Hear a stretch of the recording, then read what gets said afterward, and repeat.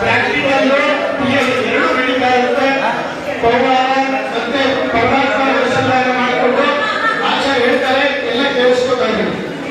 ಶ್ರೀ ಗುರುಭ್ಯೋ ನಮಃ, ಹರಿ ಓಂ ಪರಮಗುರುಭ್ಯೋ ನಮಃ, ಹರಿ ಓಂ ಶ್ರೀ ಪರಾಚಾರ್ಯ ಗುರುಭ್ಯೋ ನಮಃ, ಹರಿ ಓಂ ಆಚಾರ್ಯ ಕೇಶವ ಸ್ವಾಹ, ನಾರಾಯಣ ಸ್ವಾಹ, ಮಾಧವ ಸ್ವಾಹ, ಬುದ್ಧಾಯ ನಮಃ, ವಿಷ್ಣುವೇ ನಮಃ, ಮಧುಸೂದನಾಯ ನಮಃ, ತ್ರಿವಿಕ್ರಮಾಯ ನಮಃ, ವಾಮನಾಯ ನಮಃ, ಶಿವಾಯ ನಮಃ, ಶ್ರೀದೇಶಾಯ ನಮಃ, ಸತ್ಯನಾರಾಯಣ ನಮಃ, ದಾಮೋದರಾಯ ನಮಃ, ಸಂಕರ್ಷಣಾಯ ನಮಃ, ಶ್ರೀವಾಯ ನಮಃ, ಪ್ರದ್ಯುಮ್ನಾಯ ನಮಃ, ನಿರ್ಧಾಯ ನಮಃ, ಪುರುಷೋತ್ತಮಾಯ ನಮಃ, ಲಕ್ಷ್ಮೀಯ ನಮಃ, ನರಸಿಂಹಾಯ ನಮಃ, ಅಚ್ಯುತಾಯ ನಮಃ, ಜನಾರ್ದನಾಯ ನಮಃ, ವೇದಾಯ ನಮಃ, ಹರಿ ನಮಃ, ಶ್ರೀ ಕೃಷ್ಣಾಯ ನಮಃ.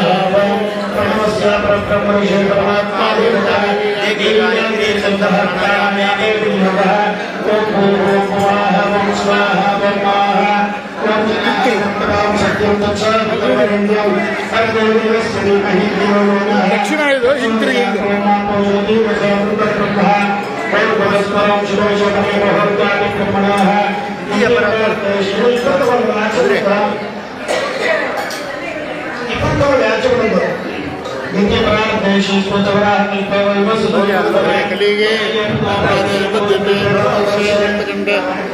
ದಂಡಕಾರಣ್ಯ ಗೋದಾವರಿಯ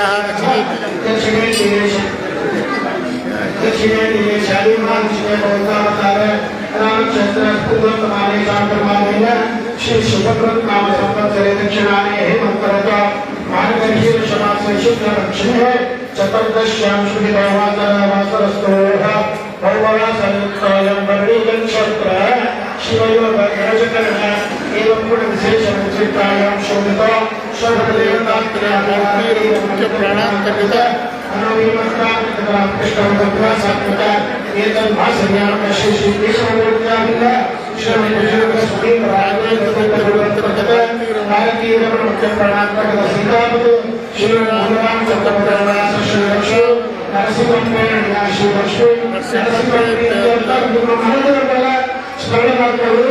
ನಕ್ಷತ್ರ ಗೋತ್ರ ಹೆಸರೆಲ್ಲ ಹೇಳ್ಕೊಂಡಿದೆ. ನೋಡ್ರಿ, ಅಕಸ್ಮಾತ್ ನೀವೇನು ಇಷ್ಟಾಗಿ ನಿನ್ನೆ ತನಕ ಕಳ್ಬಿಟ್ಟಿದ್ದೀರಾ, ಎಲ್ಲ ಹೆಸರು ಹೇಳಿ ನಾವಾಗಲೇ ಸಂಕಲ್ಪ ಮಾಡ್ಬಿಟ್ಟಿದ್ದೀವಿ. ನೀವೀಗ ಬಂದಿದ್ದೀರಾ ಅಂತ ಮಾಡಿಸ್ತಾ ಇದ್ದೀವಿ ಅಷ್ಟೇ. ನೀವೆಲ್ಲ ಕೊಟ್ಟಿರ್ತಕ್ಕಂಥ ಹೆಸರೆಲ್ಲ ಆಗದೆ ಕಾರ್ಯಾಲಯದಿಂದ ಬಂದಿದೆ, ಎಲ್ಲ ಸಂಕಲ್ಪ ಆಗೋದಿದೆ. ಇದು ಬೋನಸ್ ಮಾಡ್ತಾ ಇರೋದು. ಮಮಾಂತರದಲ್ಲಿ ಸಹಕುಟುಂಬಸ್ಯ ಜ್ಞಾನವತ್ತು ವೈರಾಗ್ಯಾಚಿಭ್ರತಂ ಚಿಂತಿತ ಮನೋಭಿತ್ತಸಿದ್ಧಿರ್ಭಾಗಃ ಭಾರತೀಯರಮುಖ್ಯ ಪ್ರಾಣಾಂತರ್ಗತ ವಿಶೇಷತಃ ಭಾರತೀಯರಮುಖ್ಯ ಪ್ರಾಣಾಂತರ್ಗತ ಶ್ರೀ ಲಕ್ಷ್ಮೀ ನರಸಿಂಹ ಪ್ರಸಾದಂ ಆವಾಗ ಕಲಿಬಿಡಿ ಇವ್ರಿಗಾರ ಇಲ್ಲೇ ಬಂದ್ಬಿಟ್ರೆ ನಂಗೆ ಸೇವಕತೆ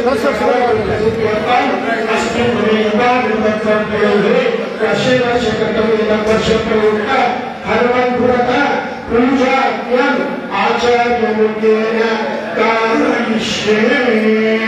ಎಲ್ಲ ತಟ್ಟೆ ಹಾಕಿ ಮಂತ್ರಾಷ್ಟಮಿಗೆ ಹಾಕೊಳ್ಳಿ, ಗುರುವರಿಗೆ ನಮಸ್ಕಾರ ಮಾಡಿ ಕುತ್ಕೊಳ್ಳಿ. ಉಪನ್ಯಾಸ ಶುರು ಆಗುತ್ತೆ, ಹಾಗಾಗಿ ಪೂಜೆ ನಡೀತಾ ಇರುತ್ತೆ. ಎಲ್ಲೊಂದರ ಶ್ರವಣ ಮತ್ತೆ ಮನದ ಎಲ್ಲ ಮಾಡಿ.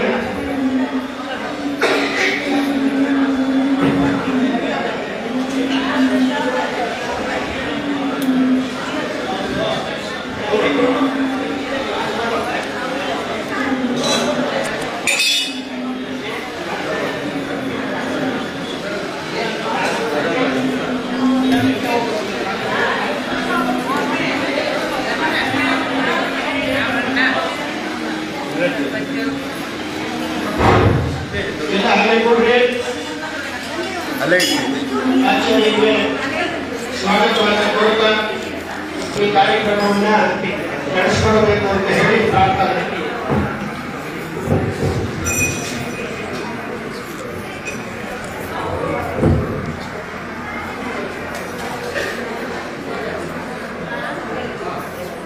ಮಂತ್ರಾಕ್ಷತೆ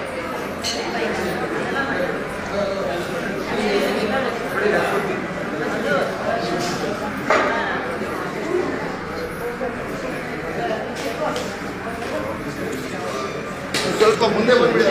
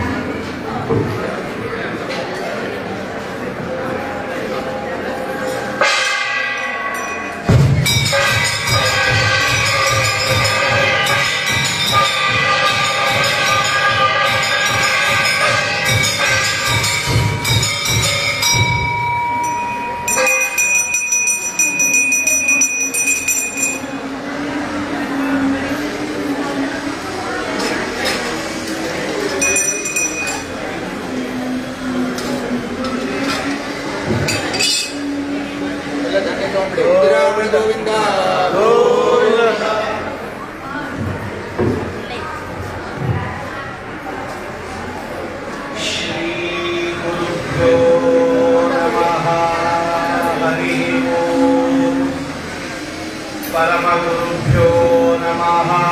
हरि ओम्। श्रीमदानन्दतीर्थ भगवत्पादाचार्य गुरुभ्यो नमः। हरि ओम्। श्रीमद्वायु हनुमद्भीम मध्वान्तर्गत रामकृष्ण वेदव्यासात्मक श्री लक्ष्मी हयग्रीवाय नमः। हरि ओम्।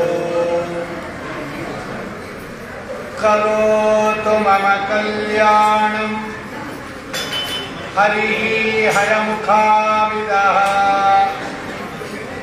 गुरुश्च मध्वनामाने वरदोस्तु निरन्तरम्। आपादमौलिपर्यन्तं गुरूणाम् आकृतिं स्मरेत् तेन विघ्नाः प्रणश्यन्ति सिद्ध्यन्ति च मनोरथाः।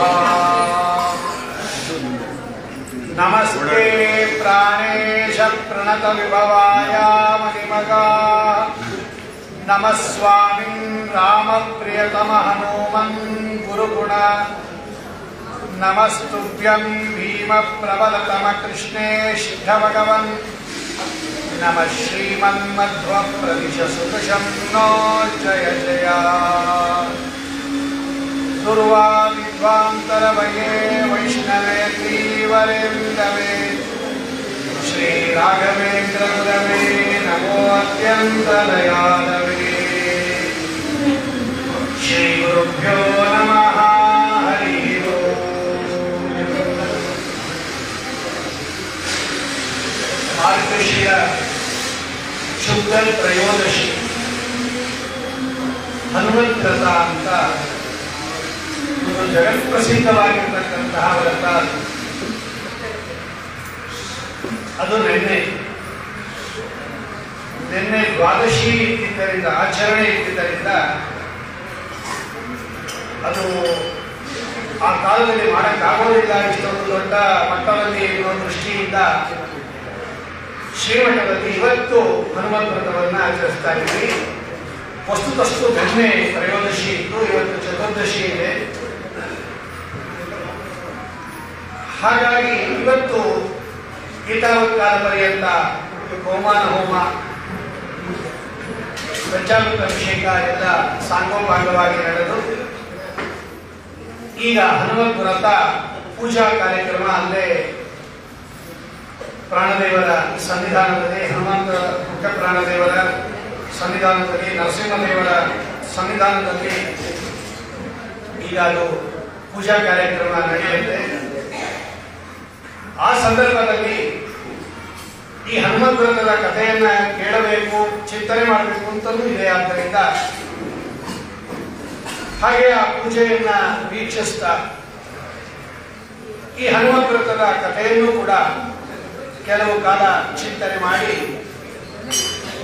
ಇಡೀ ಸಮಗ್ರವಾಗಿರ್ತಕ್ಕಂತಹ ಈ ಹನುಮಂತ ವ್ರತವನ್ನ ಭಗವಂತನ ಪಾದಾರವಿಂದಗಳಲ್ಲಿ ನಾವೆಲ್ಲ ಸಮರ್ಪಣೆ ಮಾಡೋಣ.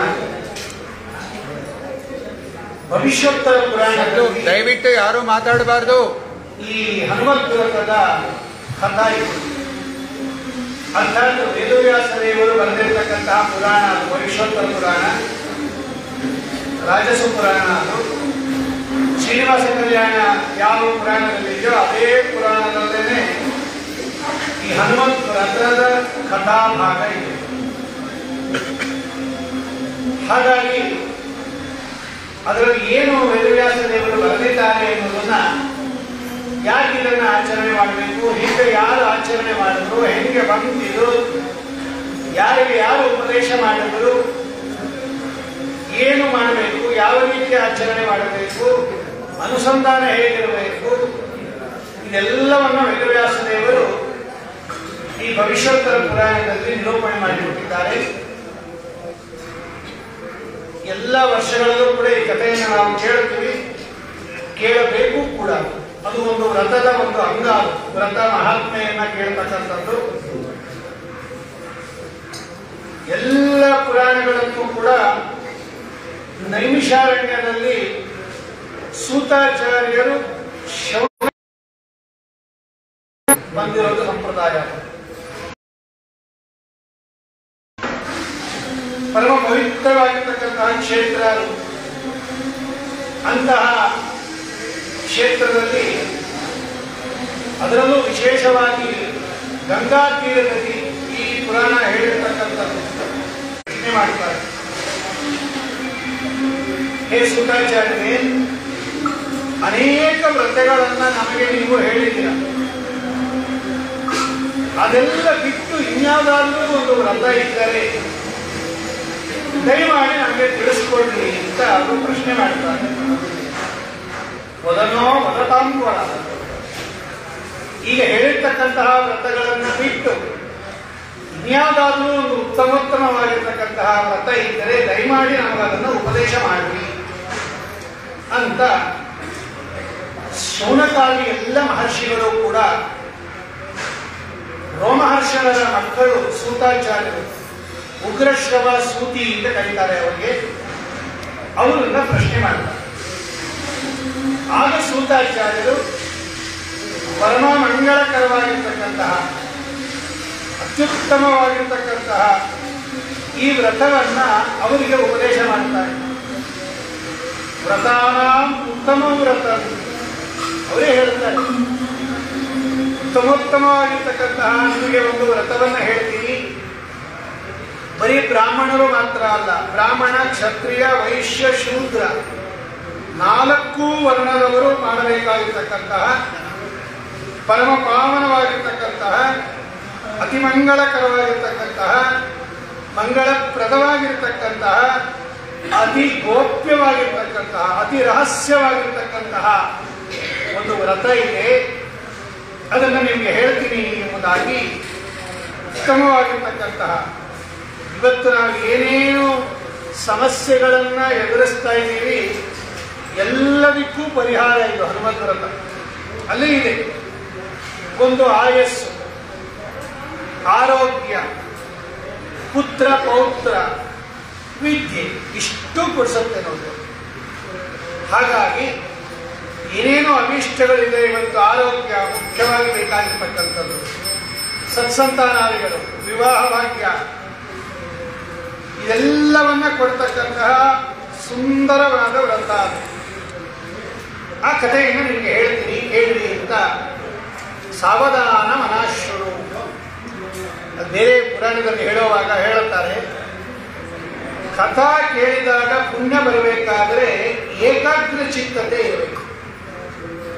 ಇವತ್ತು ನಾವು ಪುರಾಣ ಹೇಳ್ತೀವಿ, ಕೇಳ್ತೀವಿ, ಯಾಕೆ ಫಲ ಆಗಲಿಲ್ಲ ಅಂತ ತುಂಬಾ ಜನದ ಆಕ್ಷೇಪಕ್ಕಿಂತ ಒಂದು ಸಂಶಯ. ಆದರೆ ಟೀಕಾಕೃತ್ಪಾದರು ಒಂದು ಕಡೆ ಬರೀತಾರೆ ತಮ್ಮ ಗ್ರಂಥದಲ್ಲಿ, ಎಲ್ಲ ನಾವು ಅಲ್ಲಿ ಹೇಳಿದ ಆಚರಣೆ ಮಾಡ್ತೀವಿ, ಯಾಕೆ ಫಲ ಆಗಲಿಲ್ಲ ನಮಗೆ ಅಂತ ಪ್ರಶ್ನೆ ಅವರೇ ಹಾಕಿಕೊಂಡು ನಾವು ಸರಿಯಾಗಿ ಆಚರಣೆ ಮಾಡಿಲ್ಲ ಅಂತ ಒಂದು ಮಾತಾಡ್ತಾರೆ. ಇದಕ್ಕೇನಂತ ಕರೀತಾರೆ? ಕರ್ತೃ ವೈಗುಣ್ಯ.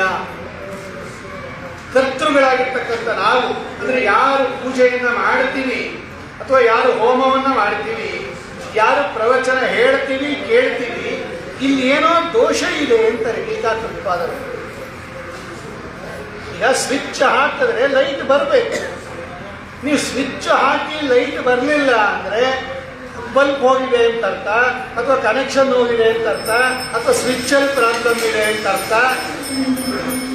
ಆಟೋಮೆಟಿಕ್ ಅಲ್ವಾ ಅದು? ಎಲ್ಲರ ಮನೆಯಲ್ಲೂ ಕರೆಂಟ್ ಇದೆ, ನಮ್ಮ ಮನೇಲಿ ಮಾತ್ರ ಬಲ್ಬ್ ಇಲ್ಲ ಅಂದ್ರೆ ನೀವು ಬಲ್ಬ್ ಪ್ರಾಬ್ಲಮ್ಮು ಅಥವಾ ಸ್ವಿಚ್ ಪ್ರಾಬ್ಲಮ್ಮು ಅಥವಾ ಕನೆಕ್ಷನ್ ಪ್ರಾಬ್ಲಮ್ಮು. ತಸ್ಮಾತ್ ಕರ್ತೃ ವೈಗುಣ್ಯ ಅಂತ ಒಂದು ದೋಷವನ್ನ ಎತ್ತಾಡ್ತಾರೆ ಟೀಕಾಕೃತ್ಪಾದರು.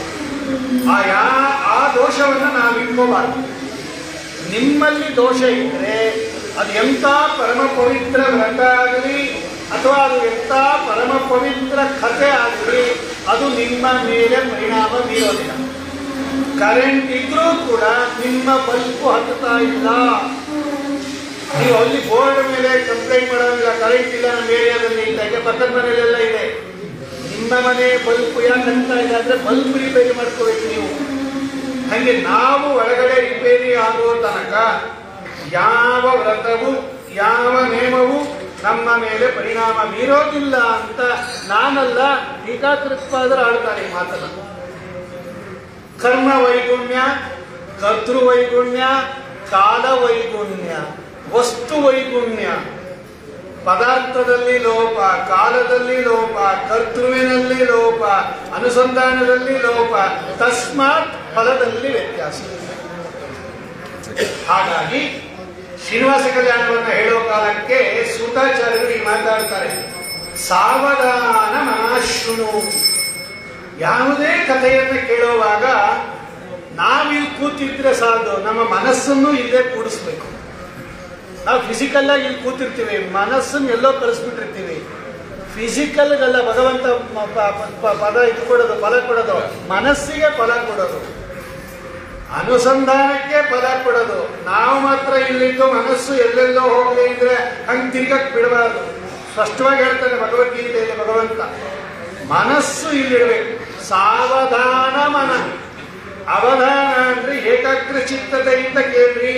ನೀವೇನ್ ಕೇಳ್ತಾ ಇದ್ದೀರೋ ಅದರ ಕಡೆನೇ ನಿಮ್ಮ ಮನಸ್ಸಿರ್ಲಿ, ಆಗ ನಿಮಗೆ ಅನುಗ್ರಹ ಆಗತ್ತೆ ಅಂತ ಅವ್ರು ಬರೀತಾರೆ. ಅದು ಎಲ್ಲಾ ಪುರಾಣಕ್ಕೂ ಅರ್ಥ ಆಗುತ್ತೆ.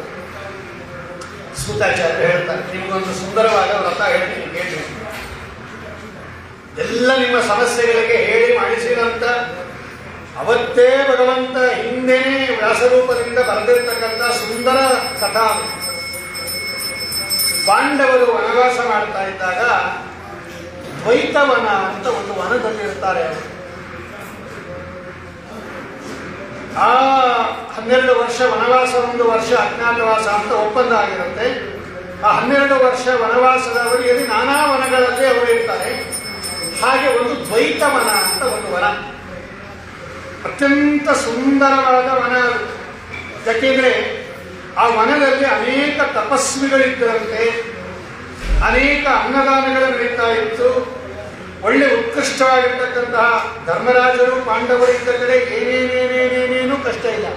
ಅವರು ವನದಲ್ಲೇ ರಾಜರಿದ್ದಂಗಿದ್ರು.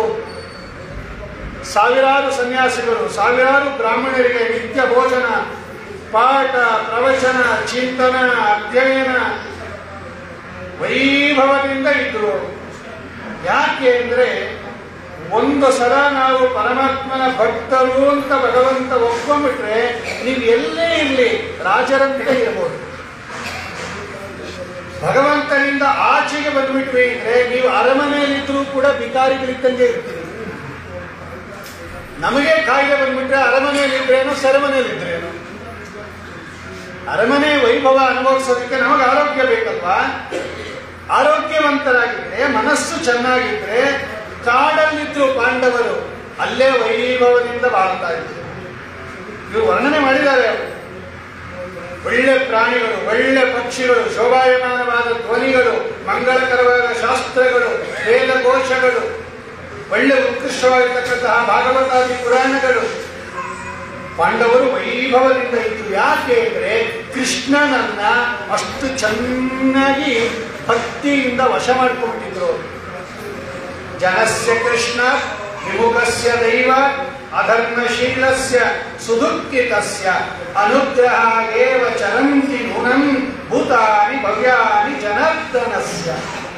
ಭಾಗವತ ನಮ್ಮ ಈ ಸಮಸ್ಯೆಗೆಲ್ಲ ಉತ್ತರ ಕೊಟ್ಬಿಡುತ್ತೆ. ಇವತ್ತು ನಾವು ಯಾಕೆ ದುಃಖ ಪಡ್ತಾ ಇದ್ದೀವಿ ಅಂದ್ರೆ ತುಂಬಾ ದೊಡ್ಡ ಕಾರಣ ಏನು ಗೊತ್ತಾ? ಈ ಭಗವಂತನನ್ನ ನಮ್ಮ ದೈನಂದಿನ ಚಟುವಟಿಕೆಗಳಿಂದ ದೂರ ಮಾಡಿಬಿಟ್ಟಿದ್ದೀವಿ. ಯಾರ್ಯಾರು ಭಗವಂತನನ್ನ ದೂರ ಮಾಡಿ ಬದುಕ್ತೀನಿ ಅಂತ ಹೇಳ್ತಾರಲ್ಲ, ಇವರು ಖಂಡಿತ ಚೆನ್ನಾಗಿ ಬದುಕೋದಿಲ್ಲ, ಬದುಕಕ್ಕಾಗೋದಿಲ್ಲ. ಯಾಕೆಂದ್ರೆ ಬದುಕಿಸ್ತಾ ಇರೋ ಅವರು ಪರಮಾತ್ಮನನ್ನ ಜೊತೆಗೆ ಇಟ್ಕೊಂಡು ನೀವು ಜೀವನ ಮಾಡಬೇಕೇ ಹೊರತು ಸ್ವಾಮಿಯನ್ನ ದೂರ ಮಾಡಿಬಿಟ್ರೆ ಜನಸ್ಯ ಕೃಷ್ಣ ವಿಮುಖಸ್ಯ ದೈವಾತ್ ದೈವಾತ್ ವಿಮುಖ. ಯಾರು ಪರಮಾತ್ಮನಿಂದ ದೂರ ಬಂದ್ಬಿಡ್ತಾರೆ ಇವರು ಚೆನ್ನಾಗಿ ಬದುಕಕ್ಕೆ ಸಾಧ್ಯ ಇಲ್ಲ. ಏನೋ ದೇವ್ರ ಪೂಜೆ ಮಾಡದೇ ಇರೋರೆಲ್ಲ ಚೆನ್ನಾಗಿದಾರಲ್ಲ ಅಂತ ನೀವು ಪ್ರಶ್ನೆ ಕೇಳಬಹುದು. ಅವ್ರು ಹಿಂದಿನ ಜನ್ಮದಲ್ಲಿ ಮಾಡಿರ್ತಾರೆ, ಅದು ಇವತ್ತು ಚೆನ್ನಾಗಿರೋದು. ಇವತ್ತಿಂದಲ್ಲ, ಇವತ್ತಿಂದ ಮುಂದೆ ಅನುಭವಿಸ್ತಾರೆ. ಎಲ್ಲ ಟೀಕಾಕೃತ್ಪಾದರೆ ಹೇಳ್ತಾರೆ, ವಿಷ್ಣು ತತ್ವ ನಿರ್ಣಯದಲ್ಲಿ ಇಷ್ಟು ಅವರೇ ಹೇಳ್ತಾರೆ. ದೇವ್ರ ಪೂಜೆ ಮಾಡಲ್ಲ, ವ್ರತ ಮಾಡಲ್ಲ, ಏಕಾದಶಿ ಮಾಡಲ್ಲ, ಚಾತುರ್ಮಾಸ ಮಾಡಲ್ಲ, ದೇವಸ್ಥಾನದ ಕಡೆ ಹೋಗೋದೇ ಇಲ್ಲ ಅವರು.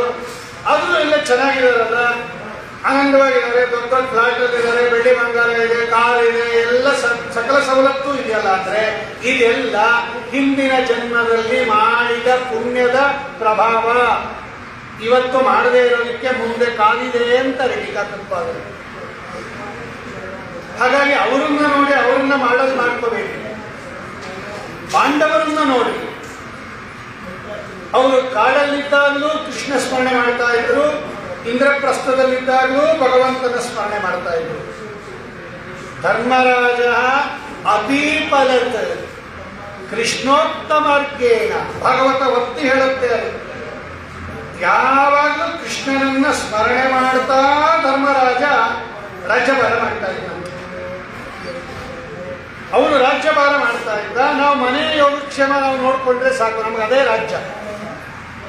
ಏನ್ ಮಾಡ್ಬೇಕಾವಾಗ ಕೃಷ್ಣ ಸ್ಮರಣೆ ಮಾಡ್ತಾ ಮನೆ ಕೆಲಸ ಯಾರು ಮಾಡ್ತಾರೆ, ಕೃಷ್ಣ ಸ್ಮರಣೆ ಮಾಡ್ತಾ ತಮ್ಮ ಕರ್ತವ್ಯವನ್ನ ಯಾರು ಮಾಡ್ತಾರೆ, ಇವರು ಮನೆಯಲ್ಲಿದ್ದೇ ಭಗವಂತನ ಅನುಗ್ರಹ ಸಂಪಾದಿಸ್ಕೋಬಹುದು. ದೂರ ಬಂದುಬಿಟ್ರೆ ಭಗವಂತನಿಂದ ಯಾರು ನಮ್ಮನ್ನ ಉದ್ಧಾರ ಮಾಡೋದಿಲ್ಲ, ಯಾರು ಮಾಡೋದಿಲ್ಲ, ತುಂಬಾ ದುಃಖ ಪಡಬೇಕಾಗತ್ತೆ. ಹಾಗಾಗಿ ಒಮ್ಮೆ ಈ ದ್ವೈತವನದಲ್ಲಿ ಇದ್ದಾಗ ಆನಂದವಾಗಿದ್ದರು. ಅದು ಪುರಾಣದಲ್ಲೇ ಹೇಳುತ್ತೆ, ವಿರಾಜಮಾನವಾಗಿತ್ತು. ನಾ ಹೇಳ್ದಂಗೆ ಭಗವಂತನನ್ನ ಒಂದು ಸಲ ನೀವು ಅನುಗ್ರಹ ಪಡೆದು ಬಿಡ್ರಿ, ದುಃಖ ಪಡಬೇಕು ಅಂದ್ರೂ ಬರಲ್ಲ. ಪಾಂಡವರಿಗೆ ಭಗವಂತ ಯಾವಾಗಲೂ ಬೆನ್ನ ಹಿಂದೆ ನಿಂತು ರಕ್ಷಣೆ ಮಾಡ್ತಾ ಇದ್ದಾನೆ. ಮಮ ಪ್ರಾಣಾಹಿ ಪಾಂಡವ, ಅಷ್ಟು ಅನುಗ್ರಹ ಮಾಡಿದ್ದೇನೆ ಭಗವಂತ. ಆನಂದವಾಗಿ ಒಂದ್ಸಲ ವೇದವ್ಯಾಸ ದೇವರು ಬಂದರು. ವೇದವ್ಯಾಸ ದೇವರು ಬಂದಾಗ ಧರ್ಮರಾಜಾದಿಗಳು ಸ್ವಾಗತ ಮಾಡಿದರು ಭಗವಂತನನ್ನ. ವೇದವ್ಯಾಸ ರೂಪಿ ಸ್ವಾಮಿಯನ್ನ ಸ್ತೋತ್ರ ಮಾಡಿ ಅವರಿಗೆ ಪೂಜಾದಿಗಳು ಮಾಡಿ ರತ್ನಪೀಠದಲ್ಲಿ ಕೂಡಿಸಿದ್ರಂತೆ. ನಮಗೆಲ್ಲ ಆಶ್ಚರ್ಯ ಆಗುತ್ತೆ, ಕಾಡಲ್ಲಿ ರತ್ನಪೀಠ ಎಲ್ಲಿಂದ ಬರಬೇಕು? ನಾವು ಮನೆಯಲ್ಲೇ ರತ್ನಪೀಠ ಇಟ್ಕೊಂಡಿಲ್ಲ, ಯಾಗ ಮರಕ್ಕೆ ಕೂತಿದ್ದೀವಿ. ಅಂದ್ರೆ ಪಾಂಡವರು ದುಃಖ ಪಡ್ತಾ ಇಲ್ಲ ಅನ್ನೋದು ಜ್ಞಾಪಿಸ್ಕೊಳ್ಳಿ. ಕಾಡಿನಲ್ಲಿ ರತ್ನಪೀಠದ ಮೇಲೆ ವೇದವ್ಯಾಸ ದೇವರನ್ನ ಕೂಡಿಸಿದ್ದಾರೆ ಅಂದ್ರೆ ಅವರ ವೈಭವ ಹೆಂಗಿತ್ತು ಲೆಕ್ಕ ಹಾಕೊಳ್ಳಿ. ಅದಕ್ಕೆ ಭಕ್ತರನ್ನ ಭಗವಂತ ದುಃಖ ಪಡಕ್ಕೂ ಬಿಡಲ್ಲ, ಹಾಳಾಗಕ್ಕೂ ಬಿಡಲ್ಲ. ನಮೇ ಭಕ್ತ ಪ್ರಣಶ್ಯ ಸ್ವಾಮಿ ಭಗವದ್ಗೀತೆಯಲ್ಲಿ ಹೇಳ್ತಾನೆ. ನವರತ್ನ ಖಚಿತ ಪೀಠದಲ್ಲಿ ವೇದವ್ಯಾಸ ದೇವರನ್ನ ಕೂರಿಸಿ ಪೂಜೆ ಮಾಡಿ ಭಗವಂತ ಎಲ್ಲ ಆದ ಮೇಲೆ ವೇದವ್ಯಾಸ ದೇವರು ಏನು ಗೊತ್ತಿಲ್ಲದೆ ಇರೋರ ತರ ಪ್ರಶ್ನೆ ಮಾಡ್ತಾರೆ. ಧರ್ಮರಾಜ, ಕುಶಲಿನಃ ಸರ್ವೇ, ಎಲ್ಲ ಚೆನ್ನಾಗಿದ್ದೀರಾ? ಎಲ್ಲ ಕ್ಷೇಮವಾಗಿದ್ದೀರಾ? ಮಹಾವೀರ ವಿಕೋದರ ಕ್ಷೇಮ? ಭೀಮಸೇನ ದೇವರು ಚೆನ್ನಾಗಿದ್ದಾರೆ? ಪಾಶುಪಶಾಸ್ತ್ರ ಪಡೆದಿರ್ತಕ್ಕಂತಹ ಅರ್ಜುನ ಚೆನ್ನಾಗಿದ್ದಾನ? ಆ ವನವಾಸದ ಕಾಲದಲ್ಲಿ ಅರ್ಜುನ ಇಂದ್ರಕೀಲ ಪರ್ವತಕ್ಕೆ ಹೋಗಿ ರುದ್ರದೇವರನ್ನ ಆರಾಧಿಸಿ ಪಾಶುಪತಾಸ್ತ್ರ ಪಡೆದಿರ್ತಾನೆ. ಆ ಸಂದರ್ಭದಲ್ಲಿ ಅವನು ಚೆನ್ನಾಗಿದ್ದಾನ? ಹೇಳ್ತಾರೆ ವೇದವ್ಯಾಸ ದೇವರು. ಅವ್ರು ಚೆನ್ನಾಗಿದ್ದಾರ? ನಕುಲ ಸಹದೇವ ಎಲ್ಲ ಚೆನ್ನಾಗಿದ್ದಾರ? ಧರ್ಮರಾಜ ಏನು ಉತ್ತರ ಹೇಳ್ತಾನೆ? ವಯಂತು ಕುಶಲಿನಃ ಸರ್ವೇ ಅವನ ಅನುಗ್ರಹ. ಯಾರಾದ್ರೂ ನಮ್ಮನ್ನ ಚೆನ್ನಾಗಿದ್ದೀರಾ ಅಂತ ಕೇಳಿದ್ರೆ ಏನ್ ಆರಾಮಾಗಿದ್ದೀರಿ, ನಮ್ಮನ್ನೇನ್ ನೋಡ್ರಿ, ಹೆಂಗಿದೀವಿ ನೋಡಿ ಇರಬಾರ್ದಂತ. ಮಾರನೇ ದಿನ ಯಾವ್ದೋ ICU ಮಲಗಿರಿಸಿ ಬರ್ತಾರೆ ಭಗವಂತ. ಹೇಗಿದ್ರೆ ಬಹಳ ಚೆನ್ನಾಗಿದೆ ಅಂತ ಮಠದಲ್ಲಿ ಸಿಕ್ಕಿದ್ರಿ, ಫಸ್ಟ್ ಕ್ಲಾಸ್ ಆಗಿದ್ರಿ, ನನ್ನ ಪಕ್ಕದಲ್ಲೇ ಊಟಕ್ಕೆ ಹೋಗಿದ್ರಿ, ಹೌದು ರಾತ್ರಿ ಸಿಕ್ಕಿದಂತೆ ಏನೋ ಇಶ್ಯೂರ್ ಆಗೋಯ್ತು, ಅಶ್ಯೂರ್ ಆಗೋಯ್ತು, ಉಸಿರಾಟನೇ ಕಷ್ಟ ಆಗೋಯ್ತು, ICU ಅಡ್ಮಿಟ್ ಮಾಡಿದ್ದಾರೆ. ಹಂಗೆ ಹೇಳಬಾರ್ದಂತೆ. ಆಕಾಶ ರಾಜ ತೋರಿಸ್ಕೊಡ್ತಾನೆ. ಯಾರಾದ್ರೂ ಚೆನ್ನಾಗಿದ್ದೀರಾ ಅಂತ ಪ್ರಶ್ನೆ ಮಾಡಿದ್ರೆ ವಯಂತು ಕುಶಲಿನಃ ಸರ್ವೇ, ನಾವೆಲ್ಲ ನಿನ್ನ ಅನುಗ್ರಹದಿಂದ ಚೆನ್ನಾಗಿದ್ದೀವಿ ಅಂತ ಹೇಳ್ಬೇಕಂತೆ. ಯಾವತ್ತೂ ಹಂಗೆ ಹೇಳ್ಬೇಕಂತೆ.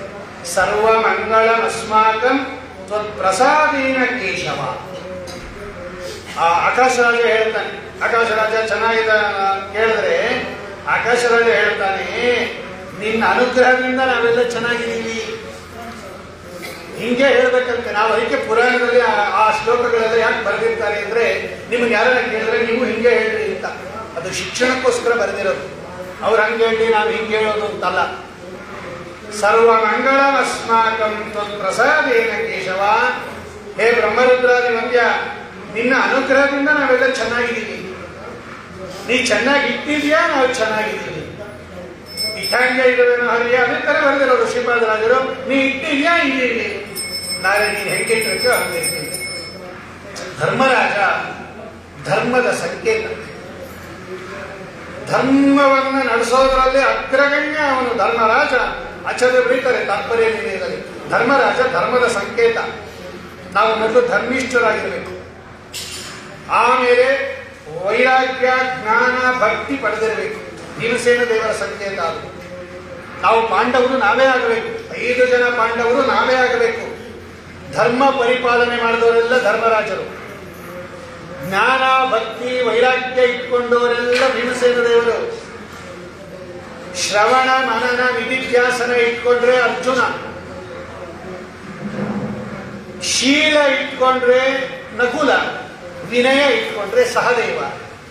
ಒಳ್ಳೆ ವಿದ್ಯಾವಂತರಾದರೆ ದ್ರೌಪದಾದೇವಿಯ ಸಂಧಾನ. ನೋಡಿ, ಇಷ್ಟು ನಾವೇ ಇರಬೇಕು. ಧರ್ಮಾಚರಣೆ ಯಾರು ಮಾಡ್ತಾರೋ ಅವರು ಧರ್ಮರಾಜ. ಧರ್ಮರಾಜ ಧರ್ಮದ ರೆಪ್ರೆಸೆಂಟೇಟಿವ್. ಪಾಂಡವರನ್ನ ಕಂಡ್ರೆ ಭಗವಂತನಿಗೆ ಪ್ರೀತಿ ಅಂದ್ರೆ ಏನರ್ಥ? ಆ ಪಾಂಡವರ 5 ಗುಣಗಳನ್ನ ಅಥವಾ 5 ಜನರ ಗುಣಗಳನ್ನ ನಾವು ಇಟ್ಕೊಂಡ್ರೆ ನಮ್ಮ ಮೇಲೂ ಪ್ರೀತಿ ಮಾಡ್ತಾನೆ ಭಗವಂತ.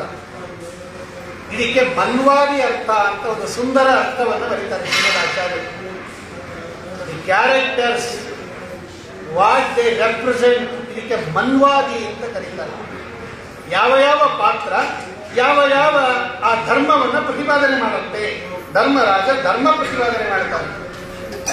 ಕೇಳಿದ ಅವನು ಹೇಳ್ತಾನೆ, ಸ್ವಾಮಿ ನಿನ್ನ ಅನುಗ್ರಹದಿಂದ ಎಲ್ಲ ಚೆನ್ನಾಗಿದೆ, ನೀ ಚೆನ್ನಾಗಿಟ್ಟಿದ್ಯಾ, ಚೆನ್ನಾಗಿದೆ.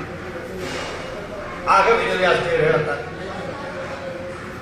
ಈ ಕಾಡಿನಲ್ಲಿ ಇರೋದು ಬಿಟ್ಟು ಈ ವನವಾಸ ಅಜ್ಞಾತವಾಸಗಳೆಲ್ಲ ಚೆನ್ನಾಗಿ ಮುಗಿದು ಮತ್ತೆ ನೀವು ರಾಜರಾಗಿ ಸಿಂಹಾಸನದಲ್ಲಿ ಕೂತ್ಕೊಂಡು ವಿರಾಜಮಾನರಾಗಬೇಕಾದ್ರೆ ಲೋಕದ ದೃಷ್ಟಿಯಿಂದ ನಿಮಗೇನು ದುಃಖ ಅಂತ ಕಾಣ್ತಾ ಇದ್ದಾರೆ. ನೀವು ದುಃಖ ಇಲ್ಲ, ಲೋಕದ ದೃಷ್ಟಿಯಿಂದ ದುಃಖ ಪಡ್ತಾ ಇರೋರಿಗೆ ಕಾಣೋದಲ್ಲ. ಇದೆಲ್ಲ ಪರಿಹಾರ ಮಾಡ್ತೀನಿ, ನಿಮಗೊಂದು ಸುಂದರವಾದ ವ್ರತ ಹೇಳ್ತೀನಿ ಅಂತ ಅವರಾಗವರೇ ಹೇಳ್ತಾರೆ. ನೋಡಿ, ವೇದವ್ಯಾಸದೇವರು ಹೇಳ್ತಾರೆ, ಉತ್ತಮವಾಗಿರ್ತಕ್ಕಂಥ ಒಂದು ವ್ರತ ಹೇಳ್ತೀನಿ ಧರ್ಮರಾಜ, ಅದನ್ನು ಅನುಷ್ಠಾನ ಮಾಡು.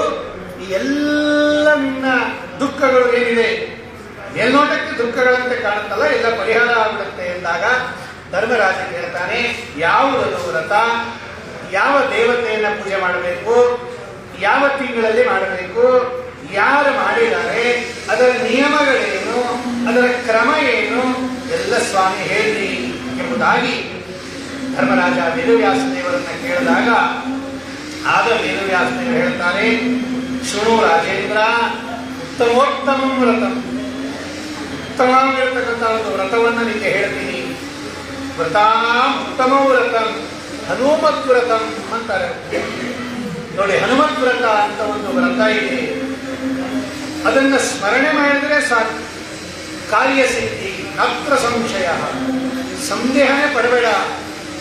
ಎಷ್ಟು ಪವಿತ್ರವಾದದ್ದು ಮತ್ತು ರಹಸ್ಯವಾದದ್ದು ಅಂತ ಹೇಳಿದ್ರೆ ಅದರ ಶ್ರವಣದಿಂದಲೇ ಸಾಕು, ಸಕಲ ಪರಿಹಾರ ಆಗುತ್ತಂತೆ, ಸಕಲ ಕಾರ್ಯಸಿದ್ಧಿ ಆಗತಕ್ಕಂಥದ್ದು. ನೀನು ಹೇಳ್ತೀನಿ ಕೇಳು.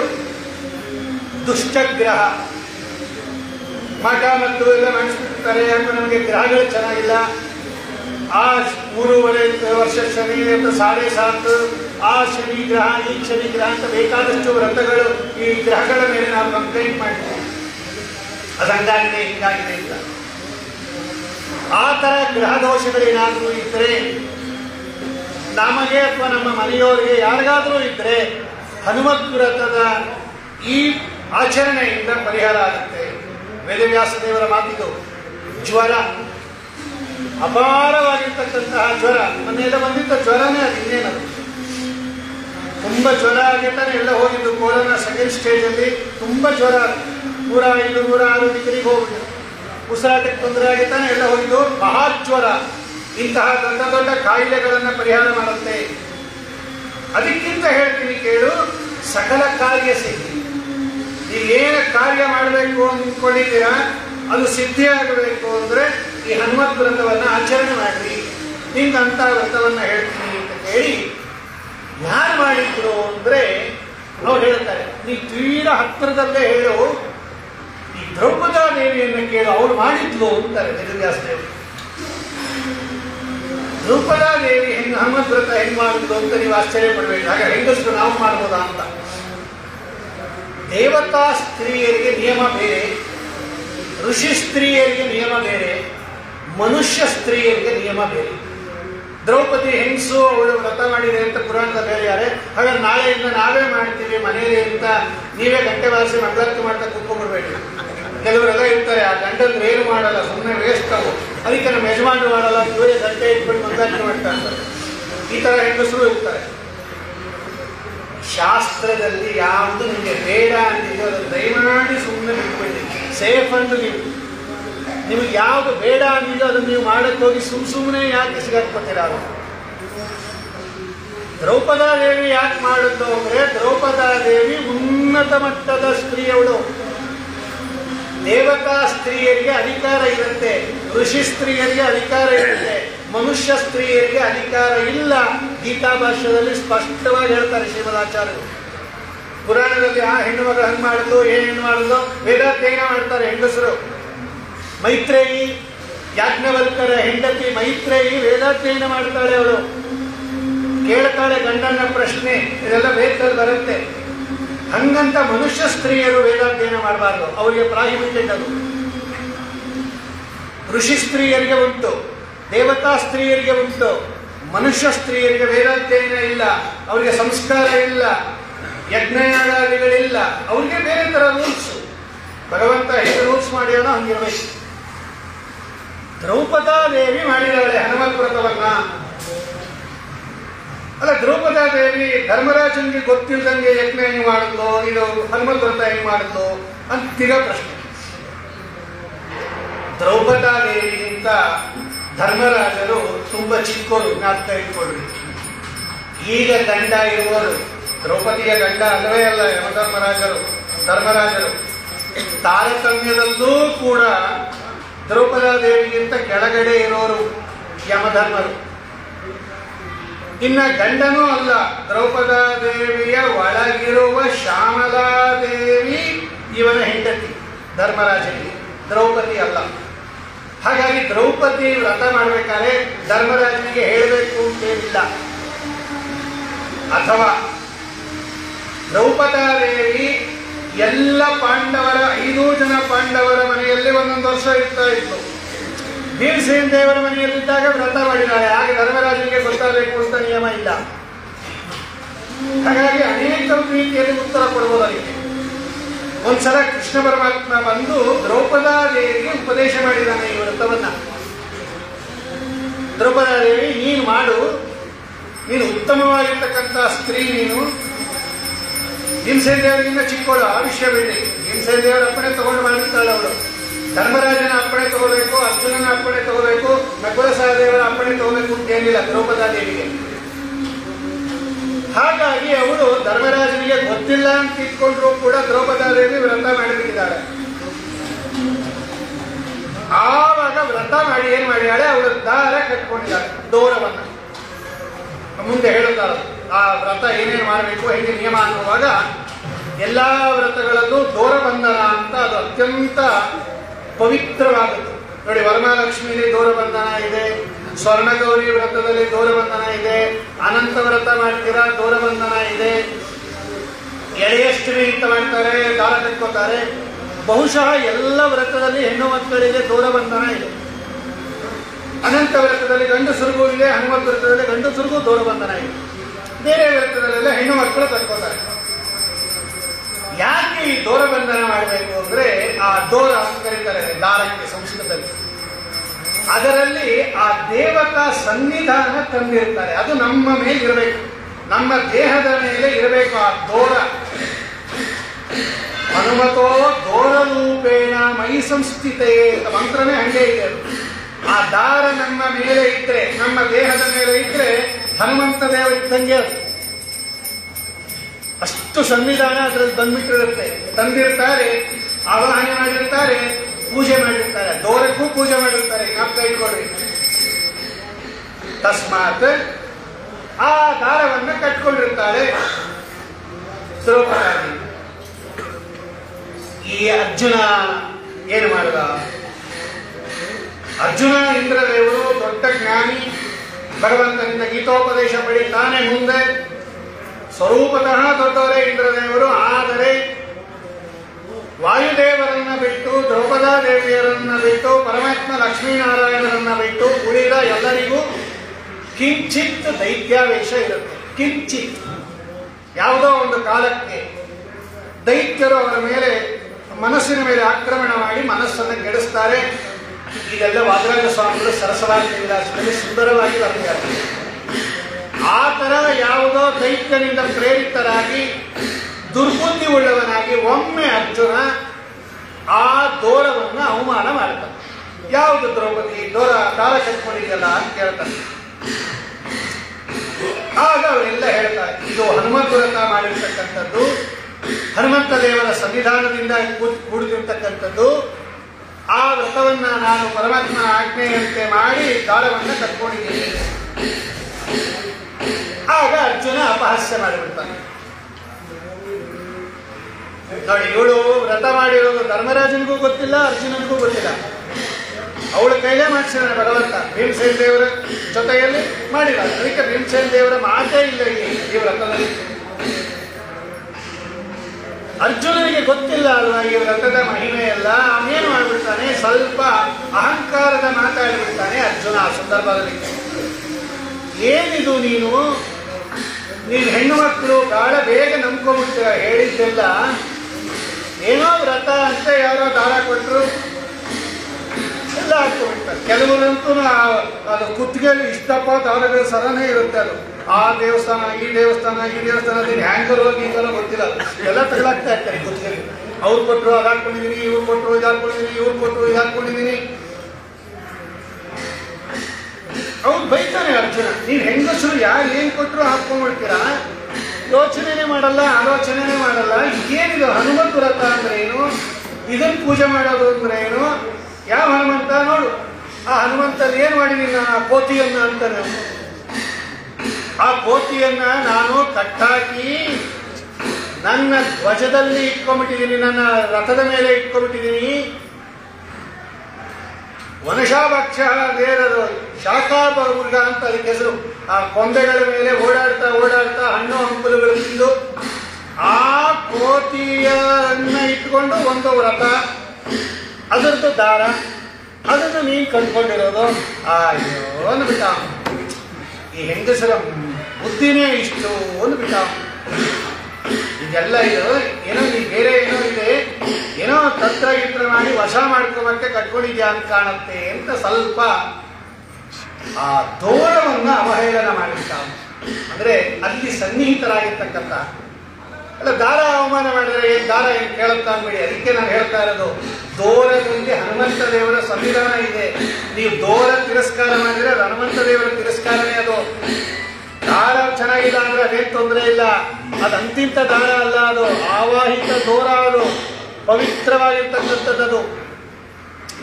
ಅದರಲ್ಲಿ ಸನ್ನಿಹಿತರಾಗಿರ್ತಕ್ಕಂತಹ ಹನುಮಂತ ದೇವರನ್ನ ಯಾವಾಗ ಸ್ವಲ್ಪ ಅಜ್ಞಾನವಶಾತ್, ಅದು ದೈತ್ಯಾವೇಶದಿಂದ ಸ್ವಲ್ಪ ತಿರಸ್ಕಾರ ಮಾಡಿಬಿಟ್ರು, ನೋಡ್ರಿ ಈ 13 ವರ್ಷ ವನವಾಸ ಮಾಡಬೇಕಾಗಿತ್ತು ಅಂತಾರೆ ವೇದವ್ಯಾಸ. ಅದಕ್ಕೆ ಅದರಲ್ಲಿ 13 ಗಂಟೆ ಇರುತ್ತೆ, ಗ್ರಂಥಿ ಅಂತ ಕರೀತಾರೆ. ಆ 13 ಗ್ರಂಥಿ ಇರತಕ್ಕಂತಹ ಆ ದೋರ ಅಂದ್ರೆ ಅರಿಶಿಣದ ಹಳದಿ ಬಣ್ಣದ ದಾರವನ್ನ, ಅದರಲ್ಲಿ ಇರ್ತಕ್ಕಂತಹ ಹನುಮಂತ ದೇವರನ್ನ, ಅದರಲ್ಲಿ ಇರ್ತಕ್ಕಂತಹ ಸೀತಾಪತಿ ಶ್ರೀ ರಾಮಚಂದ್ರ ದೇವರನ್ನ ಅವಮಾನ ಮಾಡಿದ್ದರಿಂದ, ತಿರಸ್ಕಾರ ಮಾಡಿದ್ದರಿಂದ, ಧರ್ಮರಾಜ ನೀವು 13 ವರ್ಷ 12 ವರ್ಷ ವನವಾಸ, 1 ವರ್ಷ ಅಜ್ಞಾತವಾಸ ಕಳ್ಕೋಬೇಕಾಯ್ತು, ಮಾಡಬೇಕಾಯ್ತು.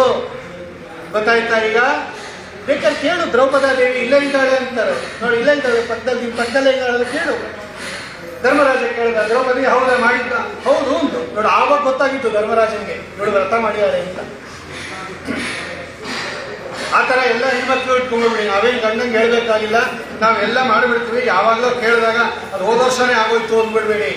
ಇದೆಲ್ಲ ದೇವತಾ ವರ್ಗಕ್ಕೆ ಸೀಮಿತವಾಗಿರ್ತಕ್ಕಂಥದ್ದು. ಅದಕ್ಕೆ ಪುರಾಣಗಳ ಕಥೆ ಹೇಳೋದು ಬಹಳ ಕಷ್ಟ. ಇದೆಲ್ಲ ಬಹಳ ಬೇಗ ಕ್ಯಾಚ್ ಮಾಡಿಬಿಡ್ತಾರೆ ಹೆಣ್ಮಕ್ಳು. ನೋಡಿದ್ರ ಗಂಡಂಗೆ ಹೇಳಿದ್ದ, ಯಾರಿಗೂ ಹೇಳ್ದಂಗೆ ಮಾಡ್ಬಿಟ್ಟಿದ್ದಾರೆ. ಅದಕ್ಕೆ ನಂದೇ ಒಂದು ದುಡ್ಡು ಗಿಡ್ಡು ಇಟ್ಕೊಂಡಿದ್ದೀನಿ, ನಂಗೆ ಏನು ಬೇಕೋ ತೊಗೊಂಬರ್ತೀವಿ, ಏನು ಬೇಕೋ ಮಾಡ್ತೀವಿ, ಕೇಳಿದ್ರೆ ಹೇಳ್ತೀವಿ, ಕೇಳಿದ್ರೆ ಹೇಳೋದೇ ಇಲ್ಲ ಅಂದ್ಬಿಡ್ತಾರೆ. ಇವ್ರದೇ ಚೀಟಿ ಗೀಟಿ ವ್ಯವಹಾರ 25 ಇಟ್ಕೊಂಡ್ಬಿಡ್ತಾರೆ ಹೆಣ್ಮಕ್ಳು. ಅದು ಪೊಲೀಸ್ನವ್ರು ಬಂದರೆ ಗಂಡಂಗೆ ಕೊಟ್ಟಾಗೋದು. ನೋಡಿ ನಿಮ್ಮ ಮಗಳು ಹೆಂಡತಿ ಹಿಂಗೆ ಮಾಡ್ಬಿಟ್ಟಿದ್ದಾರೆ ಕೊಡ್ರಿ ಅಂತ. ಹಿಂಗೆಲ್ಲ ಮಾಡಕ್ಕೆ ಹೋಗಬೇಡಿ, ಅವ್ರ ಪುರಾಣದ ಕಥೆ ತಗೊಂಡು. ದ್ರೌಪದಾದೇವಿ ಧರ್ಮರಾಜನಿಗಿಂತ ದೊಡ್ಡೋಳಾದ್ದರಿಂದ ಇಲ್ಲೈತೆ ಕೃಷ್ಣ ಧರ್ಮರಾಜನ ಕೈಲೇ ಮಾಡಿಸ್ತಾ ಇದ್ದ, ದ್ರೌಪದಾದೇವಿ ಕೈಲಿ ಯಾಕೆ ಮಾಡಿಸ್ಬೇಕಾಗಿತ್ತು? ಕೃಷ್ಣ ಬಂದು ದ್ರೌಪದಾದೇವಿ ಕೈಲಿ ಯಾಕೆ ಮಾಡಿಸ್ದ? ಧರ್ಮರಾಜನ ಕೈಲೇ ಮಾಡಿಸ್ಬೋದಾಗಿತ್ತಲ್ವಾ? ಅಂತ ಉತ್ತಮ ಮಟ್ಟದ ಹೆಣ್ಣು ಮಗಳು ದ್ರೌಪದಾದೇವಿ, ಸಾಮಾನ್ಯ ಅಲ್ಲ.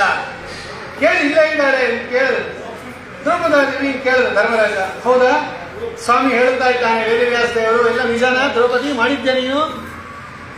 ಅರ್ಜುನ ನೀನು ತಿರಸ್ಕಾರ ಮಾಡಿದ್ಯಾ? ಹೌದು ಒಂದು. ಎಲ್ಲ ಹೌದು ಒಂದು. ಹೌದು ಒಂದು. ಎಲ್ಲ ಸತ್ಯ. ಆಗ ಏನ್ ಮಾಡ್ಬೇಕು ಇವಾಗ ಅಂತ ಕೇಳಿದ್ರು. ಏನ್ ಮಾಡ್ಬೇಕು ಅಂದಾಗ, ನಾನು ಮಾಡಿಸ್ತೀನಿ ಆ ವ್ರತ, ಈಗ ನೀ ಮಾಡು ಅಂದ್ರು ವೇದವ್ಯಾಸರು.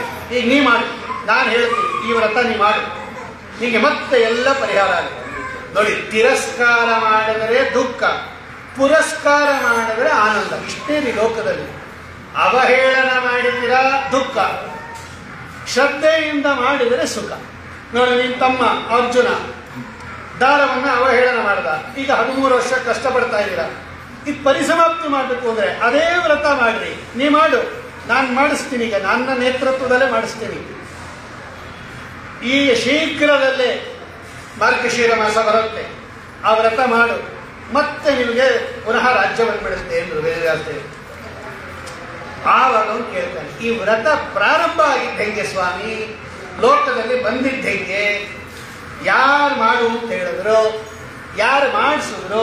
ಲೋಕದಲ್ಲಿ ಒಬ್ಬರು ಮಾಡಿದ್ರೆ ತಾನೇ ಬರೋದು ಅಂತ ಕೇಳಿದಾಗ, ಆಗ ಹನುಮದ್ ವ್ರತ ಲೋಕದಲ್ಲಿ ಬಂದಿದ್ದ ಹೇಗೆ ಅಂತ ವೇದವ್ಯಾಸದೇವರು ಹೇಳ್ತಾರೆ. ನೋಡು ಧರ್ಮರಾಜ, ವಾಯುದೇವರು ಮೊದಲನೇ ಅವತಾರದಲ್ಲಿ ಹನುಮಂತ ದೇವರಾಗಿ ಅವತಾರ ಮಾಡಿದರು. ಕೇಸರಿನೋ ಗೃಹೇ ಭೂತ್ ಪ್ರಾಣೇಶ್ವರ ಪ್ರಾಣಿಗಳ ಪ್ರಣೇತ ಗುರುಸ್ವತ ಕೇಸರಿನೇ ಗೃಹೇ ಅಭೂತ್.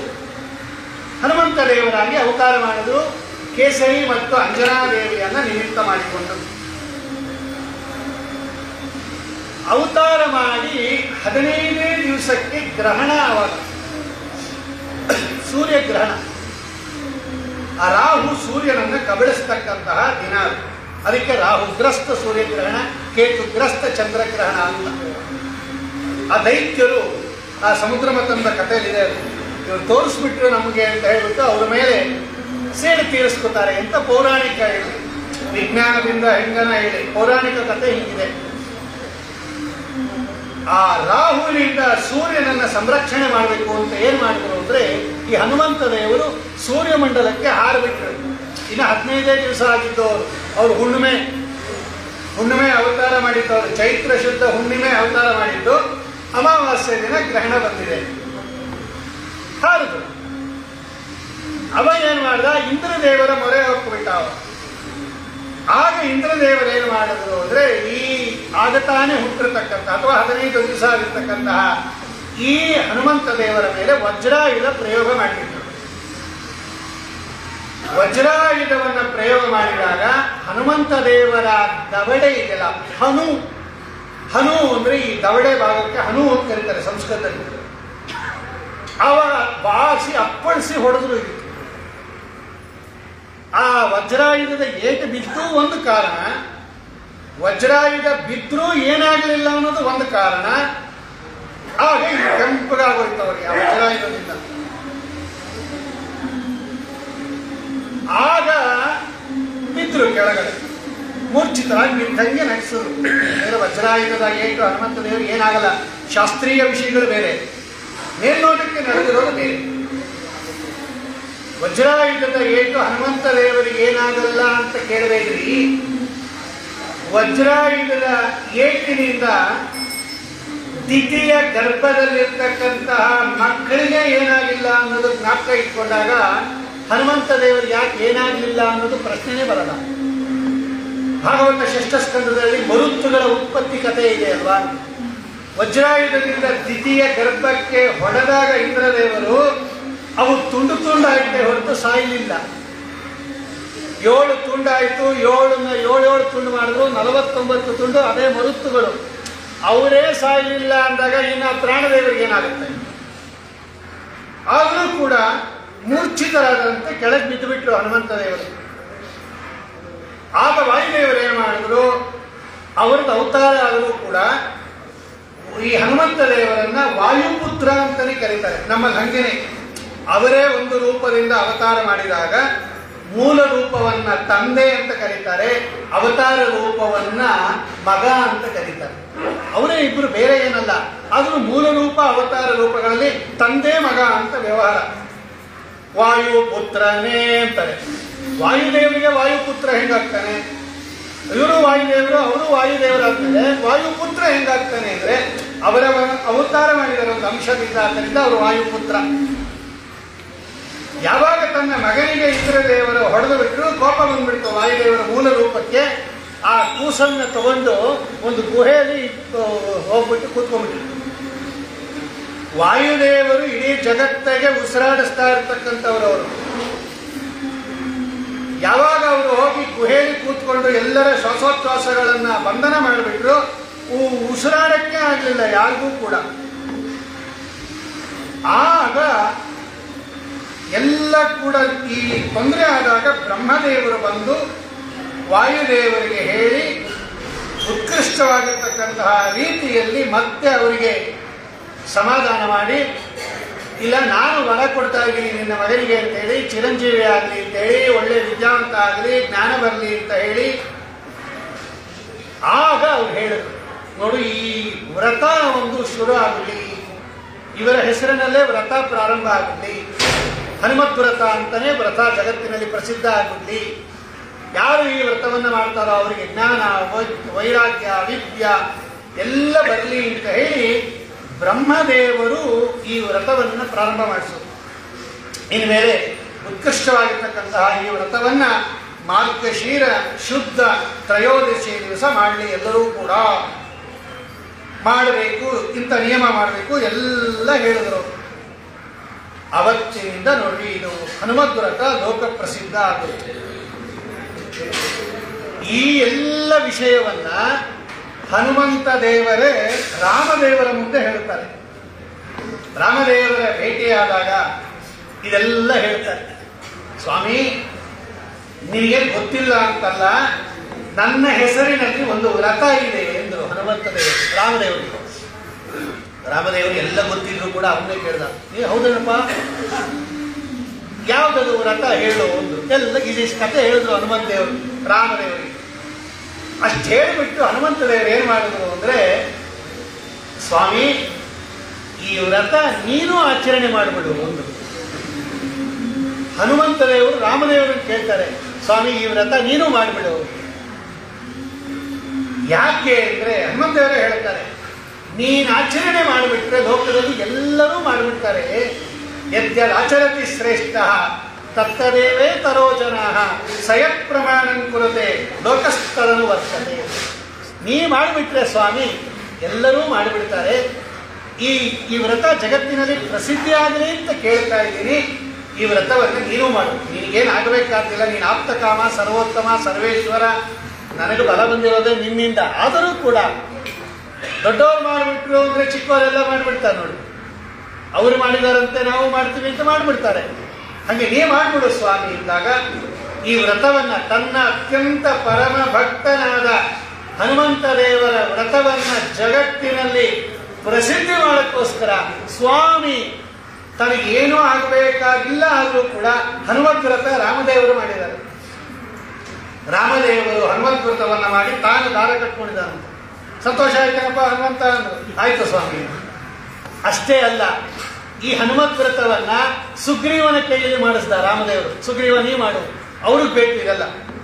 ರಾಮದೇವರಿಗೆ ಏನಾಗಬೇಕಾಗಿಲ್ಲ ಹನುಮತ್ ವ್ರತದಿಂದ, ಆದರೆ ಸುಗ್ರೀವನಿಗೆ ಬೇಕಾದ್ದರಿಂದ ಸುಗ್ರೀವ ಮಾಡ್ದ. ಸುಗ್ರೀವನಿಗೆ ಕಿಷ್ಕಿಂಧ ರಾಜ್ಯನೇ ಸಿಕ್ಬಿಡ್ತು.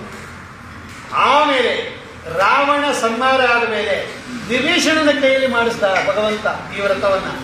ವಿಭೀಷಣ ಹನುಮತ್ ವ್ರತ ಮಾಡು. ವಿಭೀಷಣ ಮಾಡಿದ್ದಾನೆ, ಸುಗ್ರೀವ ಮಾಡಿದ್ದಾನೆ, ಸ್ವಯಂ ಭಗವಂತ ಮಾಡಿದ್ದಾನೆ. ಇಷ್ಟು ಕಥೆಯನ್ನ ವೇದವ್ಯಾಸ ದೇವರು ಹೇಳಿ, ಧರ್ಮರಾಜ ಇದನ್ನ ನಾನು ಹಿಂಗೆ ಮಾಡಿಸ್ತಾ ಇದ್ದೀನಿ, ಏನ್ ಮಾಡ್ಬೇಕು ಸ್ವಾಮಿಯಿಂದ ನೋಡು. ಪ್ರತಿ ವರ್ಷ ಮಾರ್ಗಶೀರ ಶುದ್ಧ ತ್ರಯೋದಶಿ ದಿವಸ, ಅದು 13ನೇ ತಿಥಿ ಅದು. ಹಾಗಾಗಿ ಆ ತ್ರಯೋದಶಿ ದಿವಸ ಈ ಹನುಮತ್ ವ್ರತ ಮಾಡಬೇಕು. 4 ವರ್ಣದವರು ಮಾಡಬೇಕು. ಯಥಾಶಕ್ತಿ ಯಥಾಜ್ಞಪ್ತಿ ಯಥಾವೈಭವಂ ಅಂದರೆ ನಮಗೆ ಭಗವಂತ ಎಷ್ಟು ಶಕ್ತಿ, ಎಷ್ಟು ಜ್ಞಾನ, ಎಷ್ಟು ಸಂಪತ್ತು ಕೊಟ್ಟಿಯಾನೋ ಅದಕ್ಕೆ ಮೋಸ ಮಾಡದಂಗೆ ವೈಭವದಿಂದ ಮಾಡಬೇಕು. ಎಲ್ಲ ಪೂಜಾ ಸಾಮಗ್ರಿಗಳು 13ರ ಸಂಖ್ಯೆ ಇರಬೇಕು. ಆಮೇಲೆ ಹಳದಿ ಬಣ್ಣ ಇರಬೇಕು. ನೋಡಿ, ಹನುಮಂತ ದೇವರಿಗೆ ಹಳದಿ ಬಣ್ಣ. ಅನಂತ ಪದ್ಮನಾಭಂದು ಕಲರ್ ಕೆಂಪಗಿರುತ್ತೆ ನೋಡ್ರಿ, ಅದೆಲ್ಲ ರಕ್ತವಸ್ತ್ರ.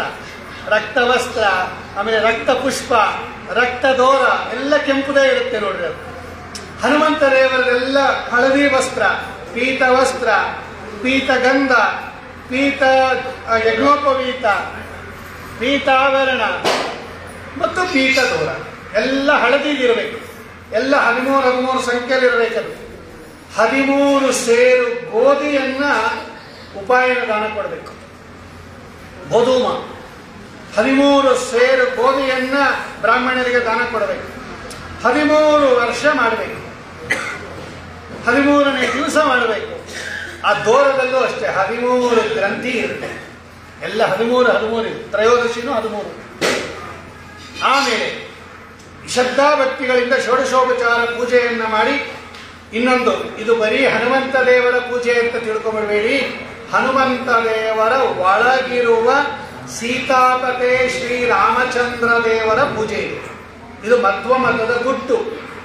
ಬೇರೆಯವರೆಲ್ಲ ಹನುಮಂತ ದೇವರು ಅಂದ್ರೆ ಅದೊಂದೇ ದೇವರು ಇಟ್ಬಿಟ್ಟು ಅದಕ್ಕೆ ಬೆಣ್ಣೆ ಹೆಚ್ಚು, ಒಡೆ ಹಾಕು, ಎಲ್ಲ ಇಟ್ಟೆ ಹೋಗಿ ಅಂತಾರೆ. ನಮ್ಮ ಮತದಲ್ಲಿ ಸರ್ವದೇವ ನಮಸ್ಕಾರ ಯಶವಂ ಪ್ರತಿಗಚ್ಚತಿ, ಹೋಗ್ಬೇಕದು, ಇಲ್ಲೇ ತಗೊಳ್ಳೋದಿಲ್ಲ. ಆಚಾರ್ಯ ತಂತ್ರಸಾರದಲ್ಲಿ ಸ್ಪಷ್ಟವಾಗಿ ಹೇಳ್ತಾರೆ, ಅದು ಯಾವುದೇ ವ್ರತ ಆಗಲಿ ಅಂತತೋಗತ್ವ ಎಲ್ಲಿ ಹೋಗ್ಬೇಕದು ಭಗವಂತನಿಗೆ ಹೋಗ್ಬೇಕದು. ಹೋಗತ್ತೆ ಅನುಸಂಧಾನ ಇಟ್ಟು ಮಾಡಿದ್ರೆ ಪುಣ್ಯ ಬರುತ್ತೆ, ಇಲ್ಲದೆ ಅಲ್ಪ ಸ್ವಲ್ಪ ಪುಣ್ಯ ಬರುತ್ತೆ. ಇದಕ್ಕೆ ತ್ರೈವಿದ್ಯರ ಪೂಜೆ ಅಂತ ಕರೀತಾರೆ. ಗೀತಾಬದ್ಧದಲ್ಲಿ ಬರೀತಾರೆ ಆಚಾರ್ಯ ಗೀತಾಭಾಷ್ಯದಲ್ಲಿ. ಬೇರೆ ದೇವತೆಗಳನ್ನ ಭಗವಂತ ಸರ್ವೋತ್ತಮ ಅಂತ ತಿಳ್ಕೊಂಡು ಬೇರೆ ದೇವತೆಯನ್ನೇನಾದ್ರೂ ನೀವು ಪೂಜೆ ಮಾಡಿಬಿಟ್ಟು ಕಡೆಗೆ ಅರ್ಪಣೆ ಮಾಡೋದು ಯಾರಿಗೆ? ಕೃಷ್ಣ ಅರ್ಪಣೆ ಅಂತಾನೆ ತಿಲ್ಲ. ಗಣೇಶ ಅರ್ಪಣ ಅಂತ ಯಾರು ಮಾಡೋದಿಲ್ಲ, ಸುಬ್ರಹ್ಮಣ್ಯ ಅರ್ಪಣ ಅಂತ ಯಾರು ಮಾಡಲ್ಲ, ಗೌರಿ ಅರ್ಪಣ ಅಂತ ಯಾರು ಮಾಡಲ್ಲ. ಗೌರಿ ಪೂಜೆ ಮಾಡಿದ್ರು ಕೃಷ್ಣಾರ್ಪಣ ಅನ್ನೋದು, ನಾಗಪ್ಪನ ತೆನೆ ಹಾಕಿದ್ರು ಕೃಷ್ಣಾರ್ಪಣ ಅನ್ನೋದು, ಗಣೇಶನ ಪೂಜೆ ಮಾಡಿದ್ರು ನಾವೆಲ್ಲಿ ಕಳ್ಸೋದ್ ಕಡೆಗೆ ಭಗವಂತ ಹೇಳ್ತಾನೆ, ನನಗೆ ಅರ್ಪಣೆ ಮಾಡಿದಿರೋದ್ರಿಂದ ನನ್ನ ರೆಸ್ಪಾನ್ಸಿಬಿಲಿಟಿ, ನಾನು ಫಲ ಕೊಡಬೇಕು ಅಂತ ಗೀತೆಯಲ್ಲಿ ಬರೀತಾರೆ ಆಚಾರ್ಯ. ಹಾಗಾಗಿ ಹನುಮತ್ ವ್ರತ ಅಂದರೆ ಯಾಕೆ ಅಂದ್ರೆ ಭಗವಂತನಿಗೆ ಹನುಮತ್ ಅಂತ ಹೆಸರು. ಹನು ಅಂದ್ರೇನು? ಜ್ಞಾನ ಅಂತ ಅರ್ಥ. ಭಗವಂತನ ಜ್ಞಾನ ಜಾಸ್ತಿನೋ ಹನುಮಂತ ದೇವರ ಜ್ಞಾನ ಜಾಸ್ತಿನೋ? ಆದ್ದರಿಂದ ಹನುಮಾನ್ ಅಂದ್ರೆ ಜ್ಞಾನವಾನ್ ಅಂತ. ಭಗವಂತನಿಗೆ ಜ್ಞಾನವಾನ್ ಅಂತ ಹೆಸರು. ಹಾಗಾಗಿ ಹನುಮಂತ ಶಬ್ದ, ಭೀಮ ಶಬ್ದ, ಮಧ್ವ ಶಬ್ದ, ಎಲ್ಲ ಶಬ್ದಗಳು ಕೂಡ ಎಲ್ಲೋಗುತ್ತದೋ ಪರಮಾತ್ಮನ ಹತ್ರ ಹೋಗುತ್ತೆ. ಹಾಗಾಗಿ ಹನುಮದ್ ವ್ರತ ಅಂದ್ರೆ ಅದು ರಾಮದೇವರ ವ್ರತನೇ ಅದು. ಆಮೇಲೆ ಈ ಹನುಮದ್ ಭಕ್ತನ ವ್ರತ. ಆದ್ದರಿಂದ ಎಲ್ಲರೂ ಕೂಡ ಹನುಮಂತ ದೇವರಿಗೆ ನಮಸ್ಕಾರ ಮಾಡುವಾಗ ಅಂತರ್ಯಾಮಿ ಒಳಗಡೆ ಸೀತಾ ಸಹಿತನಾದ ಸೀತಾಪತಿ ರಾಮರೂಪದಿಂದ ಇರ್ತಾನೆ, ಅವನಿಗೆ ಹೋಗೋದು. ಸ್ವಾಮಿ ಮಾಡ್ದ, ಸೀತಾ ಅವನು ಮಾಡಿಸ್ದ, ವಿಭೀಷಣನ ಕೈಲಿ ಮಾಡಿಸ್ದ. ಈಗ ನಿನ್ ಕೈಲಿ ಮಾಡಿಸ್ತೀನಿ ಅಂತ ಧರ್ಮರಾಜ. ಇನ್ನೇನು ಇನ್ನ ಮಾರ್ಗಶಿರ ಮಾಸ ಬರುತ್ತೆ, ಮಾಡೋದು ಬಂತು. ಎಲ್ಲ ಸಾಂಗೋಪಾಂಗವಾಗಿ ವೇದವ್ಯಾಸ ದೇವರ ಸಮ್ಮುಖದಲ್ಲಿ ರಾಮಚಂದ್ರ ದೇವರ ಅವನೇತಾರೆ, ರಾಮ ಬೇರೆ ಅಲ್ಲ, ಅವರ ಸಮ್ಮುಖದಲ್ಲಿ ಧರ್ಮರಾಜ ತನ್ನ ಎಲ್ಲ ತಮ್ಮಂದಿರಿಂದ ಕೂಡಿಕೊಂಡು ದ್ರೌಪದಾದೇವಿಯ ಜೊತೆಯಲ್ಲಿ ಕೂಡಿಕೊಂಡು ಇವತ್ತಿನ ದಿವಸ, ಅದರ ಅರ್ಥಾತ್ ನೆನ್ನೆಯ ದಿವಸ ಈ ಸಂಗೋಪಾಂಗವಾಗಿ ಹನುಮತ್ ವ್ರತವನ್ನು ಮಾಡಿದ್ದಕ್ಕೆ ಬೇಗ ಅಷ್ಟು 11 ಅಕ್ಷೋಹಿಣಿ ಕೌರವರ ಸೈನ್ಯವನ್ನು ಸಂಹಾರ ಮಾಡಿಸಿ ಮತ್ತೆ ಹಸ್ತಿನಾವತಿಯಲ್ಲಿ ರಾಜ್ಯಾಭಿಷಿಕ್ತನಾದ. ಅನಾಯಾಸವಾಗಿ 1 ವರ್ಷ ಅಜ್ಞಾತವಾಸವನ್ನು ಕಳ್ಕೊಂಡ್ರು. ರಾಜ್ಯ ಬಂತು, ವೈಭವದಿಂದ ಬಾಳಿದರು. ತಸ್ಮಾತ್ ಎಲ್ಲರೂ ಕೂಡ ಈ ವ್ರತವನ್ನ ಈ ತ್ರಯೋದಶಿ ಮಾರ್ಗಶಿರ ಶುದ್ಧ ತ್ರಯೋದಶಿ ದಿವಸ ಸಾಂಗೋಪಾಂಗವಾಗಿ ಮಾಡಬೇಕು. ಹಾಗಾಗಿ ಒಳ್ಳೆ ಉತ್ಕೃಷ್ಟವಾಗಿರತಕ್ಕಂತಹ ಈ ಕಾರ್ಯವನ್ನು ಮಾಡ್ರಿ ಎಂಬುದಾಗಿ ವೇದವ್ಯಾಸ ದೇವರು ಹೇಳಿ ಅವರ ಕೈಯಲ್ಲಿ ಮಾಡಿಸಿ ಅವರಿಗೆ ಗೋರಾದಿಗಳನ್ನು ಬಂಧನ ಮಾಡಿಸಿ ಆಶೀರ್ವಾದ ಮಾಡಿ ಹೊರಟರು ಅಂತ ಈ ಹನುಮತ್ ವ್ರತದ ಕಥೆಯಲ್ಲಿ ಹೇಳುತ್ತಾರೆ. ಏನೇನು ಇದಕ್ಕೆ ಆಚರಣೆ ಮಾಡಿದರೆ ಏನು ಬರುತ್ತೆ? ಯಾರು ಕೂಡ ಫಲಾಪೇಕ್ಷೆ ಇಟ್ಕೊಂಡು ಕರ್ಮ ಮಾಡಬಾರ್ದು. ಇದನ್ನೇ ಭಗವದ್ಗೀತೆಯಲ್ಲಿ ಮೊನ್ನೆ ತಾನೇ ಗೀತಾ ಜಯಂತಿ ಹೇಳಿದ್ದಾನೆ. ಇದಾಗಬೇಕು, ಅದಾಗಬೇಕು, ಪುತ್ರ ಆಗಬೇಕು, ಸಂತಾನ ಆಗಬೇಕು, ಮದುವೆ ಆಗಬೇಕು, ವಿದ್ಯೆ ಬರಬೇಕು, ಇದಕ್ಕೋಸ್ಕರ ಹನುಮತ್ ವ್ರತ ಮಾಡಬೇಕು. ಯಾವ ವ್ರತವನ್ನು ಕಾಮ್ಯ ವ್ರತ ಮಾಡಬಾರದು. ಭಗವಂತ ಪ್ರೀತನಾಗಬೇಕು ಅಂತ ಏಕೈಕ ಒಂದೇ ಉದ್ದೇಶ. ನಮ್ಮ ಕರ್ಮಗಳಿಗೆ ನಾವೇನಾದರೂ ಫಲ ಏನಾದರೂ ಪ್ರವೇಶ ಮಾಡಿಸಿಬಿಟ್ಟರೆ ಎಲ್ಲ ವೇಸ್ಟ್ ಆಗ್ಬಿಡುತ್ತೆ. ಭಗವಂತ ಹೇಳ್ತಾನೆ, ಕಾಮಯೇಷ ಕ್ರೋಧಯೇಷ ರಜೋಗುಣ ಸಮುದ್ಭವ. ಅರ್ಜುನ, ಇಷ್ಟೆಲ್ಲ ಕಷ್ಟಪಟ್ಟು ಸಾಧನೆ ಮಾಡ್ತೀರಾ, ಇಷ್ಟೆಲ್ಲ ಕಷ್ಟಪಟ್ಟು ನೀವು ದೇಹಶ್ರಮ ಪದಾರ್ಥ ತರ್ತೀರಾ, ಧನ ಖರ್ಚು ಮಾಡ್ತೀರಾ, ಅಲ್ಪ ಫಲ ತಗೊಂಡ್ಬಿಡ್ತೀರಾ, ಯಾವುದೋ ಕೇಳ್ಬಿಡ್ತೀರ, ನಿಮ್ಮ ಎಲ್ಲ ಎಫರ್ಟು ಕೂಡ ವೇಸ್ಟ್ ಆಗ್ಬಿಡುತ್ತೆ. ಹಂಗೆ ಮಾಡಬೇಡ್ರಿ ಅಂತ. ನಿಮ್ಮ ಎಲ್ಲ ಶ್ರಮ ಒಂದು ಫಲ ಕೇಳಿಬಿಟ್ರೆ ಈ ಕಾಮ ಅನ್ನೋದು ಹಾಳು ಮಾಡಿಬಿಡುತ್ತೆ. ದೊಡ್ಡ ಫಲ ಬರೋದಿದೆ ನಿಮಗೆ, ಅದನ್ನು ಚಿಕ್ಕ ಫಲ ಕೇಳಿಬಿಟ್ಟು ಹಾಳು ಮಾಡ್ಕೊಂಡ್ಬಿಡ್ತೀರಾ, ಬೇಡ ಅಂತಾನೆ ಭಗವದ್ಗೀತೆಯಲ್ಲಿ ಸ್ವಾಮಿ. ಅದಕ್ಕೆ ನಿಷ್ಕಾಮ ಕರ್ಮ ಅಂತ ಕರೀತಾರೆ. ಯಾವುದೇ ಮಾಡಲಿ, ಯಾವುದೇ ವರ್ಣಾಶ್ರಮ ಧರ್ಮಗಳು ನಿಮಗೆ ಹೇಳಿರ್ತಕ್ಕಂಥದ್ದು ಮಾಡಿ, ಫಲ ನುಗ್ಗಿಸ್ಬೇಡ್ರಿ. ಅದರಲ್ಲಿ ಇದರಿಂದ ಇದಾಗಬೇಕು, ಇದರಿಂದ ಇದಾಗಬೇಕು ಅಂತ ಕಾಮನ ಫಲ ನುಗ್ಗಿಸಬೇಡ್ರಿ. ಆದರೆ ಭಗವಂತ ಹೇಳ್ತಾನೆ, ಯಾರ್ಯಾರು ಈ ಹನುಮತ್ ವ್ರತವನ್ನ ಮಾಡ್ತಾರೆ, ರೋಗ ಪರಿಹಾರ, ಸಂತಾನ ಪ್ರಾಪ್ತಿ, ಐಶ್ವರ್ಯ ಪ್ರಾಪ್ತಿ, ಕಡೆಗೆ ಹನುಮಂತ ದೇವರ ಅನುಗ್ರಹದಿಂದ, ರಾಮದೇವರ ಅನುಗ್ರಹದಿಂದ ಮೋಕ್ಷ ಕೂಡ ಸಿಗತ್ತೆ. ಅಷ್ಟು ದೊಡ್ಡ ವ್ರತ ಇತ್ತು. ಈ ಸಣ್ಣ ಪುಟ್ಟ ಕೇಳಬೇಡ್ರಿ, ಅದಾಗದೇ ಬರುತ್ತದು. ಈ ಕೇಳಲೇಬೇಡ್ರಿ. ನಾ ಮೊನ್ನೆ ಹೇಳಿದ್ದೆ, ಭತ್ತ ಬೆಳೆದ್ರೆ ಹುಲ್ಲು ತಾನಾಗಿ ಬರುತ್ತೆ. ಹುಲ್ಲುಗೋಸ್ಕರ ಯಾರು ಭತ್ತ ಬೆಳಿಬೇಕಾದ ಅಗತ್ಯ ಇಲ್ಲ. ಭತ್ತಕ್ಕೋಸ್ಕರ ಬೆಳೀರಿ, ಹುಲ್ಲು ಅದಾಗದೇ ಬರುತ್ತೆ. ಕಥಿತಂ ಕೃಷೇರಿವ ಫಲಾಲಕುಲಂ ಸ್ವಫಲಂತು ಮುಕ್ತಿಪದಂ ಶುಕಶಾರದಾದಿ ಪರಮಪ್ತ ವಿಧಾಮ್ ಅಂತಾರೆ ಸುಭದ್ರ ವಿಜಯ. ಹನುಮಂತ ದೇವರ ಅನುಗ್ರಹ ಮಾಡಿಬಿಟ್ರೆ, ಅವರ ಅನುಗ್ರಹ ನಮ್ಗಾಗೋದ್ರೆ ಭಗವಂತನ ಮುಂದೆ ನಮ್ಮನ್ನು ನಿಲ್ಲಿಸ್ಬಿಟ್ಟು ರೆಕಮೆಂಡ್ ಮಾಡ್ತಾರಂತೆ. ತ್ವದೀನಂ ದೀನಂ ದೂನಂ ಅನಾಥಂ ಶರಣಾಗತಂ ಏನ ಮುತ್ತರ ಇತಿ ವಿಜ್ಞಾಪನ ಕರ್ತೃಣ. ಅಷ್ಟು ಕೆಪಾಸಿಟಿ ಇದೆ ಹನುಮಂತ ದೇವರಿಗೆ. ರೆಕಮೆಂಡೇಶನ್ ಮಾಡ್ತಾರಂತೆ.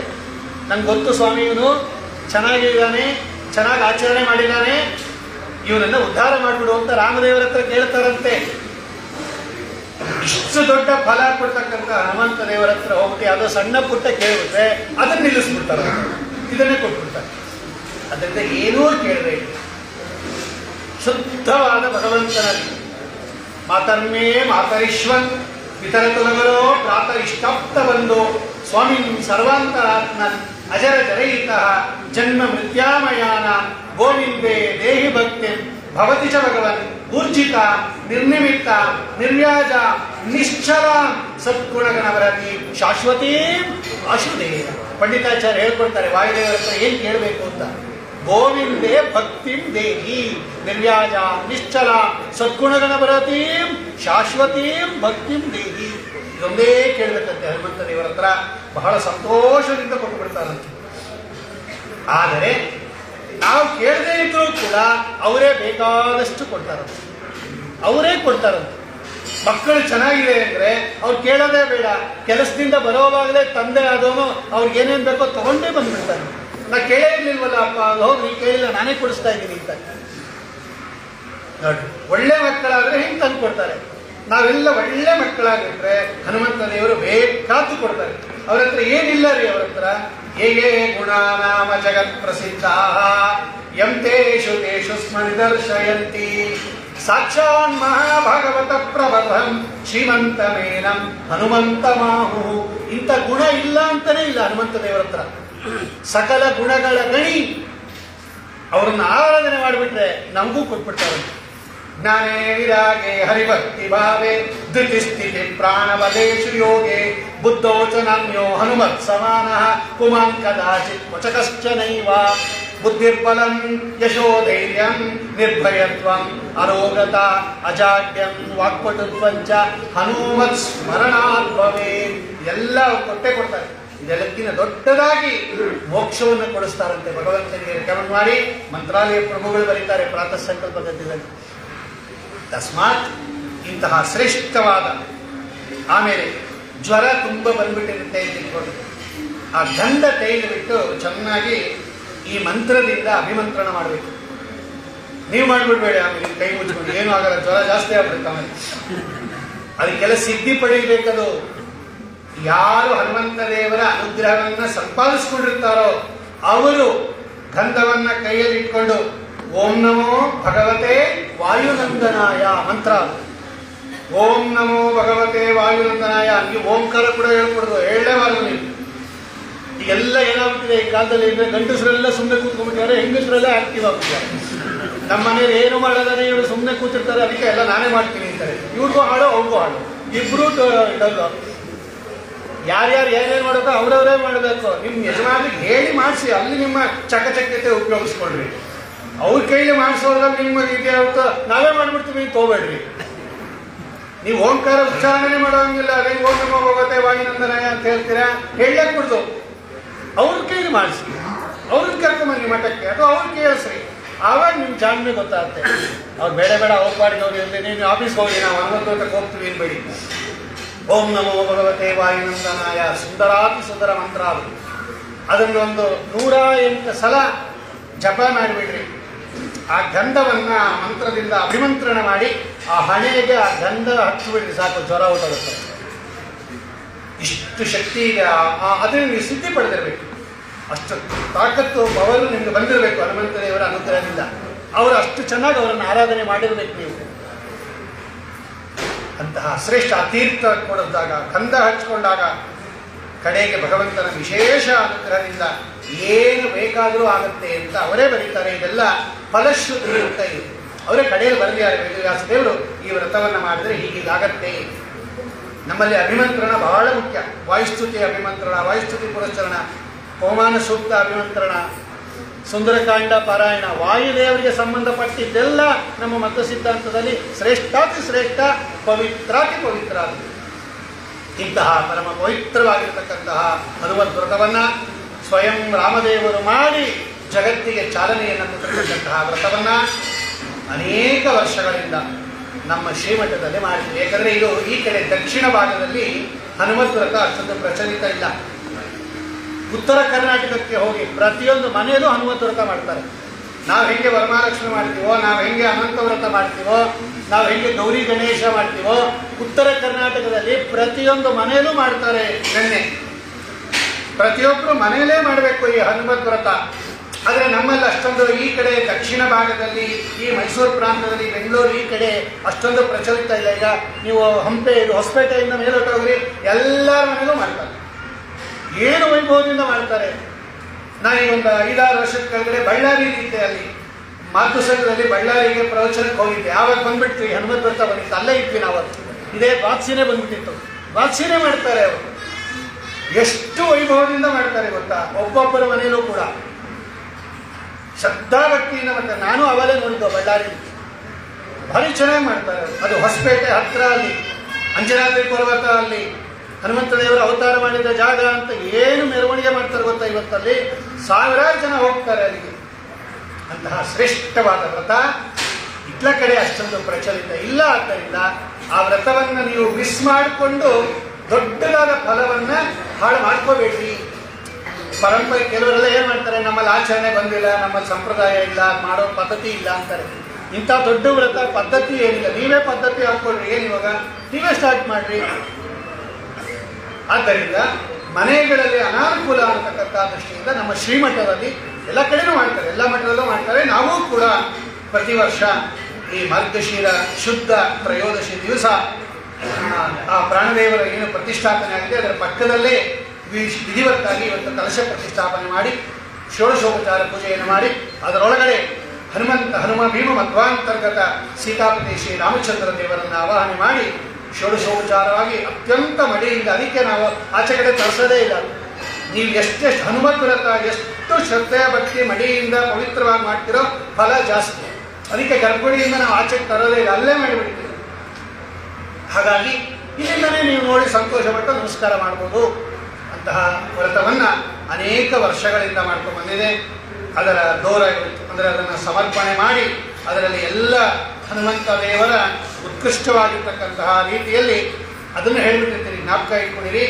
ಆ ದೋರದಲ್ಲಿ ಏನೇನು ಆವಾಹನೆ ಮಾಡಿರ್ತೀರಾ ಅಂತ ಜ್ಞಾನ ಎಷ್ಟು ಜಾಸ್ತಿ ಇರುತ್ತೋ ಅದು ಫಲ ಜಾಸ್ತಿ ಕೊಟ್ಬಿಡುತ್ತೆ. ನೋಡಿ, ಅದರಲ್ಲಿ 13 ಗ್ರಂಥಿ ಇರುತ್ತೆ, ಅಂದರೆ 13 ಗಂಟು ಹಾಕಿರ್ತಾರೆ. ಅದಕ್ಕೆ ಗ್ರಂಥಿ ಅಂತ ಕರೀತಾರೆ.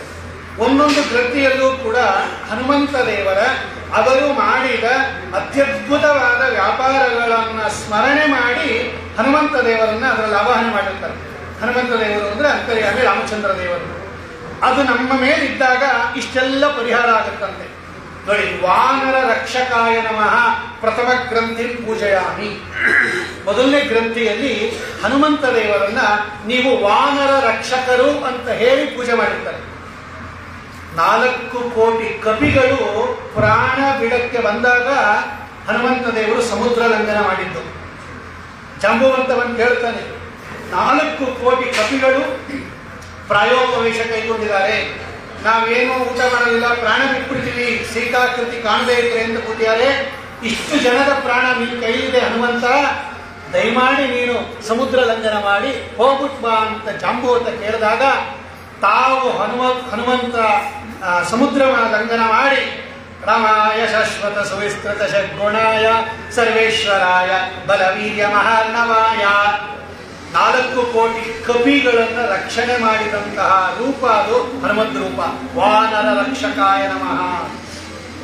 ಆಮೇಲೆ ರಾಕ್ಷಸ ಸಂಹಾರಕಾಯ ನಮಃ, ಅದಂತೂ ಹೇಳಬೇಕಾದ್ದೇ ಇಲ್ಲ. ಅಶೀತಿ ಕೋಟಿ ಯೋತಪಂ ಪುರಸ್ಸರಾಷ್ಟ್ರಕಾಯುತಂ ಅನೇಕ ಹೇತಿ ಸಂಕುಲಂ. ಆಚಾರ್ಯರು ಬರೀತಾರೆ 80 ಕೋಟಿ ದೈತ್ಯರು ಬಂದಿದ್ದು, ರಾಕ್ಷಸರು ಬಂದಿದ್ದು ಹನುಮಂತ ದೇವರ ಮುಂದೆ ಯುದ್ಧ ಆಡಲಿಕ್ಕೆ. ರಾಕ್ಷಸ ಸಂಹಾರಕಾಯ ನಮಃ. ತಲ ಪ್ರಹಾರ ಚೂರ್ಣಿತ, ಸುಮ್ಮನೆ ಹಿಂಗೆ ಹೊಡೆದೊಡೆ ಸಂಹಾರ ಮಾಡೋದು. ಆ ಹನುಮಂತ ದೇವರು ನಮ್ಮ ಮೇಲೆ ಇರ್ತಾರೆ ದೋರ ರೂಪದಿಂದ. ಆಮೇಲೆ ತೀರ್ಣ ಸಿಂಧವೇ ನಮಃ, ಸಮುದ್ರವನ್ನ ದಾಟಿದವರು, ಸಮುದ್ರವನ್ನ ದಾಟಿರ್ತಕ್ಕಂತಹ ಈ ಸಂಸಾರ ಸಮುದ್ರವನ್ನ ದಾಟಿಸ್ತಕ್ಕಂತಹ ಹನುಮಂತ ದೇವರು. ಆಮೇಲೆ ಸೀತಾ ಶೋಕ ಹಾರಿಣೇ ನಮಃ. ಈ ಸ್ವಲ್ಪ ಜ್ಞಾಪಕ ಇಟ್ಕೊಂಡಿರಿ, ಸೀತಾದೇವಿ ಅವಳು ನಿಜವಾದ ಸೀತಾದೇವಿ ಅಲ್ಲವೇ ಅಲ್ಲ. ಸೀತಾದೇವಿಗೆ ಶೋಕ ಬಂದೇ ಇಲ್ಲ. ಆದರೆ ಲೋಕರೀತ್ಯ ಸೀತಾ ಕೃತಿ ಏನಿದೆ ನಟನೆ ಮಾಡ್ತಾ ಇದ್ದಲ್ಲ, ಆ ಸೀತಾ ಶೋಕವನ್ನ ಸುಂದರವಾದ ರಾಮದೇವರ ಚರಿತ್ರೆಯನ್ನ ಹೇಳಿ ಅವಳಿಗೆ ವಿಶೇಷವಾಗಿರ್ತಕ್ಕಂತಹ ಆ ಶೋಕವನ್ನು ಹಾರಣೆ ಮಾಡಿರ್ತಕ್ಕಂತಹ ಹನುಮಂತ ದೇವರು. ಎಲ್ಲದಕ್ಕಿಂತ ಹೆಚ್ಚು ರಾಮದೂತಾಯ ನಮಃ. ಹನುಮಂತ ದೇವರಿಗೆ ನಾನು ರಾಮದೇವರ ದೂತ ಅಂತ ಹೇಳ್ಕೊಂಬೋದ್ರಲ್ಲಿ ಬಹಳ ಪ್ರೀತಿ ಅಂತ. ಸೇವಕತನದ ರುಚಿ ಏನೆಳೆದೆಯೋ ಹನುಮಾಂತರ ದಾಸರಾಯಿತು. ಅವೈಹಿ ದೂತಮಾಗತಂ ದುರಂತ ವಿಕ್ರಮಸ್ಯಮ. ಎಲ್ಲ ಸುಂದರಕಾಂಡದಲ್ಲೇ ಇದೆ, ಈಗ ಇರೋದಿಲ್ಲ. ರಾಮದೂತಾಯ ನಮಃ. ನಮ್ಮನ್ನು ಕೂಡ ಆ ರಾಮದೇವರ ಹತ್ರ ಕರ್ಕೊಂಡು ಹೋಗ್ಬಿಡುತ್ತೆ ಅನುಸಂಧಾನ ಮಾಡಿದರೆ. ಸತತ ಬ್ರಹ್ಮಚಾರಿಣೇ ನಮಃ ಇನ್ನೊಂದು ರೂಪ ಆಗಲಿ, ಇನ್ನೊಂದು ಗ್ರಂಥಿಲಿ ಹಂಗೆ ವರ್ಣನೆ ಮಾಡುತ್ತಾರೆ. ಬ್ರಹ್ಮಚಾರಿ ಅಂದರೆ ಲಗ್ನ ಮಾಡಿಕೊಳ್ಳದೆ ಇರೋದು, ಬ್ಯಾಚುಲರ್ ಅಂತ ಒಂದು ಅರ್ಥ. ಅದಕ್ಕಿಂತ ದೊಡ್ಡ ಅರ್ಥ ಇದೆ. ಬ್ರಹ್ಮಚಾರಿ ಅಂದ್ರೆ ಏನ್ ಗೊತ್ತಾ? ಈಗ ನಾವೆಲ್ಲ ಮದುವೆ ಮಾಡ್ಕೊಂಡಿದ್ದೀವಿ, ನಾವು ಬ್ರಹ್ಮಚಾರಿ ಆಗೋದು ಹೆಂಗೆ ಅಂತ ಹೇಳಿ ಗೃಹಸ್ಥಾಶ್ರಮಿಗಳು ಬ್ರಹ್ಮಚಾರಿ ಆಗ್ಬೋದು ಶಾಸ್ತ್ರದಲ್ಲಿ. ಅಥವಾ ಇನ್ನೂ ದೊಡ್ಡ ಅರ್ಥ, ಬ್ರಹ್ಮಚಾರಿ ಅಂದ್ರೆ ಬ್ರಹ್ಮ ಅಂದ್ರೆ ಪರಮಾತ್ಮ, ಭಗವಂತನಿಗೆ ಬ್ರಹ್ಮ ಅಂತ ಕರೀತಾರೆ ಶಾಸ್ತ್ರದಲ್ಲಿ. ಚಾರಿ ಅಂದ್ರೆ ಅದರಲ್ಲೇ ಚಲನೆ ಮಾಡೋದು, ಸಂಚಾರಿ ಅಂತ ಕರೀತಾರೆ. ಚಲನೆ ಮಾಡೋರಿಗೆ ಚಾರಿ ಅಂತ ಕರೀತಾರೆ. ಯಾರು ತಮ್ಮ ಎಲ್ಲ ಇಂದ್ರಿಯಗಳನ್ನ ಸತತ ಪರಮಾತ್ಮನಲ್ಲೇ ಚಲಿಸ್ತಾ ಇರ್ತಾರಲ್ಲ ಇವರು ಬ್ರಹ್ಮಚಾರಿ. ಬ್ರಹ್ಮಣಿ ಚರತಿ, ಯಾವಾಗಲೂ ನಮ್ಮ ಸರ್ವ ಇಂದ್ರಿಯಗಳನ್ನು ಕೂಡ, ಅದರಲ್ಲೂ ಪಂಚ ಜ್ಞಾನೇಂದ್ರಿಯ ಪಂಚ ಕರ್ಮೇಂದ್ರಿಯಗಳನ್ನ ಸತತ ಪರಮಾತ್ಮನಲ್ಲೇ ಚಲಿಸ್ತಾ ಇರಬೇಕು, ಮನಸ್ಸು ಸೇರಿ. ಇವರಿಗೆ ಬ್ರಹ್ಮಚಾರಿ ಅಂತ ಕರೀತಾರೆ. ಅದಕ್ಕೆ ಆ ಶಬ್ದನೇ ವಾಯುಸ್ತುತಿಯಲ್ಲಿ ಪ್ರಯೋಗ ಮಾಡಿರೋದು. ವಂದೇಹಂ ತಮ್ಮನೋಮಾನ್ ಇತಿ ಮಹಿತಮಃ ಪೌರುಷೋ ಬಾಹುಶಾಲಿ ಖ್ಯಾತಸ್ತೆ ಗ್ರೋವತಾರ ಸಹಿತಯ್ಯ ಬಹು ಬ್ರಹ್ಮಚರ್ಯಾದಿ ಧರ್ಮೈ. ಅದನ್ನೇ ಒತ್ತು ಹೇಳ್ತಾರೆ. ಆ ಬ್ರಹ್ಮಚಾರಿ ಅನ್ನೋ ಶಬ್ದನೇ ಹೇಳಿದ ನೋಡಿ. ಪರಮಾತ್ಮನಲ್ಲೇ ನಮ್ಮ ಸಕಲ ಇಂದ್ರಿಯಗಳು ಇರೋದಿದೆಯಲ್ಲ, ಇದು ಬಹಳ ಕಷ್ಟ. ಹನುಮಂತ ದೇವರಿಗೆ ಸತತ ಇರುತ್ತಂತೆ. ಅದಕ್ಕೆ ಅವರಿಗೆ ಸತತ ಬ್ರಹ್ಮಚಾರಿನೇ ನಮಃ. ಯಾವಾಗಲೂ ನಿಮ್ಮ ಬುದ್ಧಿಯನ್ನ, ನಿಮ್ಮ ಇಂದ್ರಿಯಗಳನ್ನ ಪರಮಾತ್ಮನಲ್ಲೇ ಓಡಿಸುವವರು ನೀವು ಬ್ರಹ್ಮಚಾರಿ. ಆಮೇಲೆ ರಾವಣ ಗರ್ವ ಅಪಹರ್ತ್ರೇ ನಮಃ. ಅದೊಂದು ಹನುಮಂತ ದೇವರು ಮಾಡಿದ ದೊಡ್ಡ ಕೆಲಸ. ರಾವಣ ನನ್ನ ಸಮಾನ ಯಾರು ಇಲ್ಲ ಅನ್ಕೊಂಡ್ಬಿಟ್ಟಿದ್ದ. ಹನುಮಂತ ದೇವರು ಮೂತಿ ತಿಳಿಯುತ್ತಾರೆ ಅವರಿಗೆ. ಸುಮ್ಮನೆ ಇರು, ಏನ್ ದೊಡ್ಡ ನೀನು, ಏನ್ ಬ್ರಹ್ಮದೇವರ ವರ ತಗೊಂಡ್ಬಿಟ್ಟಿದ್ದೀನಿ ಅಂತ ಕೂತಿದ್ಯಾ? ನಿಂಗೆ ಹೇಳ್ತೀನಿ ಕೇಳು, 3 ಲೋಕದಲ್ಲಿ ಯಾರು ಎದುರಿಗೆ ಬಂದರೂ ಕೂಡ ನಮ್ಮ ರಾಮದೇವರಿಗೆ ಏನು ಮಾಡೋಕ್ಕಾಗಲ್ಲ. ನೀನು ಯಾರ ಬ್ರಹ್ಮದೇವರ ವರ ತಗೋ, ರುದ್ರದೇವರ ವರ ತಗೋ, ಯಾರ್ಯಾರು ನಚೇ ಪ್ರದಾಸ್ಯಸಿತ್ವರಂ, ಈ ಸೀತಾದೇವಿಯನ್ನ ನೀನೇನಾದರೂ ಬಿಡದೇ ಇದ್ರೆ ಸಪುತ್ರ ಮಿತ್ರ ಬಾಂಧವೋ ವಿನಾಶಮಾಶಯಾಸ್ಯ ರಘುತ್ತಮಸ್ಯ ಕುಲಕ್ಷಯೇ ತವೇಶ್ವರ. ಏನು ಗರ್ವ ಪರಿಹಾರ ಮಾಡಿಬಿಟ್ಟು ಎಲ್ಲ ಅಪಹಾರ ಮಾಡಿಬಿಟ್ಟು ತುಂಬಿದ ಸಭೆಯಲ್ಲಿ. ಆದ್ದರಿಂದ ರಾವಣ ಗರ್ವ ಅಪಹತ್ರೇ ನಮಃ. ನಮ್ಮಲ್ಲಿ ಏನಾದರೂ ನಮಗೆ ಗರ್ವ ಇದ್ರೆ, ನನ್ನ ಸಮಾನ ಯಾರಿಲ್ಲ, ಪಾಠ ಹೇಳೋರು ಯಾರಿಲ್ಲ, ಪೂಜೆ ಮಾಡೋರು ಯಾರಿಲ್ಲ, ಅಡುಗೆ ಮಾಡೋರು ಯಾರಿಲ್ಲ, ಅಡ್ಮಿನಿಸ್ಟ್ರೇಷನ್ ಮಾಡೋರು ಯಾರಿಲ್ಲ ಅಂತ ಏನಾದರೂ ಗರ್ವ ಇದ್ರೆ ಈ ದಾರ ಹಾಕ್ಕೊಂಡ್ರೆ ಎಲ್ಲ ಗರ್ವ ಹೊರಟೋಗುತ್ತದೆ. ಅಪಹರ್ತ್ರೇ ನಮಃ. ಎಲ್ಲರೂ ಹಾಕ್ಕೊಳ್ಳೇಬೇಕು. ಈ ಕಾರಣದಿಂದಲಂತೂ ಹಾಕ್ಕೊಳ್ಳಿ. ಕೆಲವು ಒಂದೊಂದಲ್ಲ ಒಂದೊಂದು ಇದ್ದೇ ಇರುತ್ತೆ. ರಾವಣ ಗರ್ವ ಅಪಹರ್ತ್ರೇ ನಮಃ. ಭವಿಷ್ಯ ಬ್ರಹ್ಮಣೇ ನಮಃ. ಮುಂದೆ ಬ್ರಹ್ಮ ಪದವಿಗೆ ಹೋಗೋರು ಇವರು. ನೋಡಿ, ಇನ್ನೊಂದು ಭಾವಿ ಬ್ರಹ್ಮರು ಅಂತಾನೆ ಕರೀತಾರೆ. ಮುಂದಿನ ಕಲ್ಪದಲ್ಲಿ ಈ ವಾಯುದೇವರು ಬ್ರಹ್ಮದೇವರಾಗುತ್ತಾರೆ ಅವರು. ಆದ್ದರಿಂದ ಅವರಿಗೆ ಭಾವಿ ಬ್ರಹ್ಮರು ಅಂತ ಕರೀತಾರೆ. ಭವಿಷ್ಯ ಬ್ರಹ್ಮಣೇ ನಮಃ. ಅವಿದ್ಯಾ ಸಮರ್ಥ್ರೇ ನಮಃ. ಅವಿದ್ಯಾ ಅಂದ್ರೆ ಅಜ್ಞಾನ. ಅಜ್ಞಾನ ಪರಿಹಾರ ಮಾಡ್ತಾರೆ. ಅಜ್ಞಾನ ಹೋಗೋ ತನಕ ಸಂಸಾರದಿಂದ ಉದ್ಧಾರ ಇಲ್ಲ. ಅಂತಹ ಅಜ್ಞಾನವನ್ನ ಪರಿಹಾರ ಮಾಡಿ ಒಳ್ಳೆ ಸುಜ್ಞಾನವನ್ನು ಕೊಡತಕ್ಕಂಥ ಅವಿದ್ಯಾ ಸಮರ್ಥ್ರೇ ನಮಃ. ಭಕ್ತ ಅಭೀಷ್ಟ ಪ್ರದಾಯಕಾಯ ನಮಃ. ಏನೇನು ಬೇಕು ನಿಮಗೆಲ್ಲ. ಆಮೇಲೆ ಸಕಲ ದೇವತಾ ಸ್ತುತ್ಯಾಯ ನಮಃ. ಹನುಮಂತ ದೇವರನ್ನ ಯಾರ್ಯಾರು ಸ್ತೋತ್ರ ಮಾಡ್ತಾರೆ? ಗಿರೀಶ ಗರ್ವ ಮುಖೇಂದ್ರ ಮುಖೈಶ್ಚಯ ಚರಣ ರೇಣು ರದಾರಿ ಸುರಾಧಿಪೈ. ಇಲ್ಲಿರೋದೆಲ್ಲ ವಾಯುಸ್ತುತಿಯ ಅರ್ಥನೇ ಇಲ್ಲಿರೋದು. ವಾಯುಸ್ತುತಿಯಲ್ಲಿ ಏನೇನು ವರ್ಣನೆ ಮಾಡಿದ್ದಾರೆ ಎಲ್ಲ ಇಲ್ಲಿ ಚಿಕ್ಕದಾಗ ಒಂದೊಂದು ಲೈನಲ್ಲಿ ಹಾಕಿದ್ದಾರೆ. ಪೀಠೇ ರತ್ನೋಪತೃಪ್ತೇ ರುಚಿರ ರುಚಿಮಣಿ ಜ್ಯೋತಿಷಾ ಸನ್ನಿಷಣ್ಣಂ ಬ್ರಹ್ಮಾಣಂ ಭಾವಿನಂ ತ್ವಾಂ ಜ್ವಲನಿಜಪದೇ ವೈದಿಕಾತ್ಯಾಹಿ ವಿದ್ಯಾಃ ಸೇವಂತೆ ಮೂರ್ತಿಮತ್ಯಃ ಸುಚರಿತ ಚರಿತಂ ಭಾತಿ ಗಂಧರ್ವಗೀತಂ ಪ್ರತ್ಯೇಕಂ ದೇವ ಸಂಸತ್ ತ್ವಪಿ ತವ ಭಗವನ್ ನರ್ತಿ ತದ್ಯೋ ವಧೂಷು. ಸಕಲ ದೇವತಾ ಸ್ತುತ್ಯಾಯ ನಮಃ. ಆಮೇಲೆ ಜೀವೋತ್ತಮಾಯ ನಮಃ. ಎಲ್ಲ ದೊಡ್ಡದು. ಇಡೀ ಜೀವರಾಶಿಗಳಲ್ಲಿ ಉತ್ತಮೋತ್ತಮರು ಅಂತ ಯಾರು? ಮುಖ್ಯ ಪ್ರಾಣದೇವರು. ವಾಯುರ್ಭೀಮೋ ಭೀಮನಜೋ ಮಹೋದ ಸರ್ವೇಷಾಂ ಚ ಪ್ರಾಣಿನಾಂ ಪ್ರಾಣಭೂತಃ ಅನಾವೃತ್ತಿರ್ದೇಹಿನಾಂ ದೇಹಪಾತೆ ತಸ್ಮಾತ್ ವಾಯೋ ದೇವದೇವೋ ವರಿಷ್ಠಃ. ಜೀವೋತ್ತಮರವರು. ಇನ್ನೊಬ್ಬರು ಜೀವರಾಶಿಗಳ ಪೈಕಿ ಇನ್ನೊಬ್ಬರಿಲ್ಲ ನೋಡಿ. ನಂಬರ್ 1 ಅವರು ಜೀವೋತ್ತಮಾಯ ನಮಃ. ಕಡೆಗೆ ವಾಯುಪುತ್ರಾಯ ನಮಃ. ಹೀಗೆ 13 ಹೆಸರುಗಳಿಂದ ಈ 13 ಹನುಮಂತ ದೇವರನ್ನ ಆವಾಹನೆ ಮಾಡಿ ಒಂದೊಂದು ಗ್ರಂಥದಲ್ಲೂ 13 ಹನುಮಂತ ದೇವರಿದ್ದಾರೆ. ಒಂದೊಂದು ಕಾರ್ಯದ ಮುಖಾಂತರ ಅವರನ್ನು ಆವಾಹನೆ ಮಾಡಿ ಅವರ ಅಂತರ್ಯಾಮಿಯಾಗಿರ್ತಕ್ಕಂತಹ ರಾಮದೇವರನ್ನ ಇದರಲ್ಲಿ ಆವಾಹನೆ ಮಾಡಿರ್ತಾರೆ. ಅಂತಹ ಪರಮ ಪವಿತ್ರವಾದ ಗೌರವನ್ನ ಇದಕ್ಕೆಲ್ಲ ಕೊಡ್ತಾರೆ. ಅದಕ್ಕೊಂದು ಮಂತ್ರ ಇದೆ. ನಾವು ಪ್ರತಿ ಸಲನೂ ಅಷ್ಟೇ ಅದನ್ನು ತಗೊಳ್ಳಿ. ಆ ಮಂತ್ರ ಹೇಳ್ತೀನಿ ನಾನು. ಆ ಮಂತ್ರವನ್ನು ಉಚ್ಚಾರಣೆ ಮಾಡುತ್ತಾ ಆ ಗೌರವವನ್ನು ನಾವು ಬಂಧನ ಮಾಡ್ಕೊಳ್ಳೋಣ. ನೈವೇದ್ಯ ಆಗ್ತಾ ಇದೆ. ಷೋಡಶೋಪಚಾರ ಪೂಜೆ ಎಲ್ಲ ಮುಗಿದಿದೆ. ಮಹಾ ನೈವೇದ್ಯ ನಡೀತಾ ಇದೆ. ಮಹಾನೈವೇದ್ಯ ಆದ ತಕ್ಷಣ ಎಲ್ಲರಿಗೂ ಕೂಡ ಮಂತ್ರಾಕ್ಷತೆ. ಇವತ್ತು ಹಳದಿ ಮಂತ್ರಾಕ್ಷತೆ, ಅದು ರಾಯ ಮಠ ಆಗಿದೆ, ವ್ಯಾಸರ ಮಠ ಆಗಿದೆ, ಎಲ್ಲ ಆಗಿದೆ. ಹನುಮಂತ ದೇವರಿಗೆ ಹಳದಿ ಮಂತ್ರಾಕ್ಷತೆ. ಇವತ್ತೆಲ್ಲರಿಗೂ ಆ ಹಳದಿ ಮಂತ್ರಾಕ್ಷತೆಯನ್ನೇ ಕೊಡ್ತಾರೆ. ಹಾಗಾಗಿ ಅದೆಲ್ಲ ಹಳದಿನೇ. ಹನುಮಂತ ವ್ರತಕ್ಕೆ ಅಷ್ಟು ಹಳದಿ ಆದ್ದರಿಂದ ಇವತ್ತು ಮಂತ್ರಾಕ್ಷತೆ ಕೂಡ ಹಳದಿಯೇ ಇರುತ್ತೆ. ಎಲ್ಲರಿಗೂ ಕೂಡ ಮಂತ್ರಾಕ್ಷತೆ ಕೊಡುತ್ತೆ. ದೋರ ಇಲ್ಲಿ ಹಾಕ್ಕೊಳ್ಳೋದಕ್ಕೆ ಮೊದಲು ಎಲ್ಲರಿಗೂ ಒಂದೊಂದು ಕೊಡ್ತಾರೆ. ಆಮೇಲೆ ನಿಮಗೆ ಮನೆಯಲ್ಲಿ ತಗೊಂಡೋಗಿ ಯಾರು ಬಂದಿಲ್ವೋ ಅಥವಾ ಸೇವಾಕರ್ತರಿಗೆ ಎಷ್ಟು, ಮನೆಗೆ ತಗೊಂಡೋಗಿ ಎಷ್ಟು ಅಂತ ಅವರು ನಿಗದಿ ಮಾಡಿದ್ದಾರೆ. ಅದನ್ನು ಒಂದು ಸರತಿ ಸಾಲಲ್ಲಿ ನಿಂತ್ಕೊಂಡು, ಕೆಲವರಿಗೆಲ್ಲ ಆಸೆ ಇರುತ್ತೆ ಮತ್ತು ಆಕಾಂಕ್ಷೆನೂ ಇರುತ್ತೆ. ಎಲ್ಲರೂ ತೊಗೊಂಡೋಗ್ಬಿಟ್ಟು ನಮ್ಗೆ ಸಿಗುತ್ತೋ ಇಲ್ಲ, ನಮ್ಮ ಮನೆಗೆ ತೊಗೊಂಡೋಗ್ಬೇಕು. ಬೆಲೆ ಬರುತ್ತೆ, ಎಲ್ಲರಿಗೂ ಎರಗಡೆ ಕೊಡುತ್ತೆ. ನಿಮ್ಮ ಮನೆಯವರು ಸೇರಿಸ್ಕೊಂಡಿದ್ದೀವಿ, ದಯವಿಟ್ಟು ಹೊತ್ತು ಇಲ್ಲಿ ಬರಬೇಡಿ. ಈ ಸಲ ಒಂದು ಹೊಸ ವ್ಯವಸ್ಥೆ ಮಾಡ್ತಾರೆ. ನಿಜ ಅದು ಪಾಪ ಎಲ್ಲರಿಗೂ ಕುತೂಹಲ ಇರುತ್ತೆ. ನಿಮ್ಮ ಮನೆ ಪಕ್ಕದ ಮನೆಯವರು ಯಾರೋ ಜ್ವರದಿಂದ ಒದ್ದಾಡ್ತಿರ್ತಾರೆ, ಅವ್ರು ಬಂದಿರಲ್ಲ, ಅವ್ರು ತೊಗೊಂಡೋಗ್ಕೊಳ್ಳೋಣ ಅಂತ ಸದ್ಬುದ್ಧಿಯಿಂದನೇ ನೀವು ಕೇಳೋದು ನಿಜ. ಆದರೆ ಹಾಗೆ ಲಕ್ಷಾಂತರ ದೂರ ಇಲ್ಲಿ ಮಾಡೋದಕ್ಕೆ ಆಗೋದಿಲ್ಲ. ಇಷ್ಟಿಷ್ಟು ಅಂತ ಇಟ್ಟಿರ್ತಾರೆ. ಇನ್ನೊಂದು ಏನು ಮಾಡ್ಬೋದು ಅಂದರೆ, ನಾನೊಂದು ಉಪಾಯ ಹೇಳ್ಕೊಡ್ತೀನಿ. ನೀವು ನಿಮ್ಮ ಮನೆಯಲ್ಲಿ ದಾರ ತಗೊಂಡು 13 ಗಂಟು ಹಾಕಿ ಇಲ್ಲಿಂದ ತಗೊಂಡೋಗಿರೋ ದಾರದ ಜೊತೆಯಲ್ಲಿ ಅದನ್ನ ಇಟ್ಟುಬಿಟ್ಟು ನಿಮ್ಗೆ ಎಷ್ಟು ಬೇಕೋ ಮಾಡ್ಬೋದು.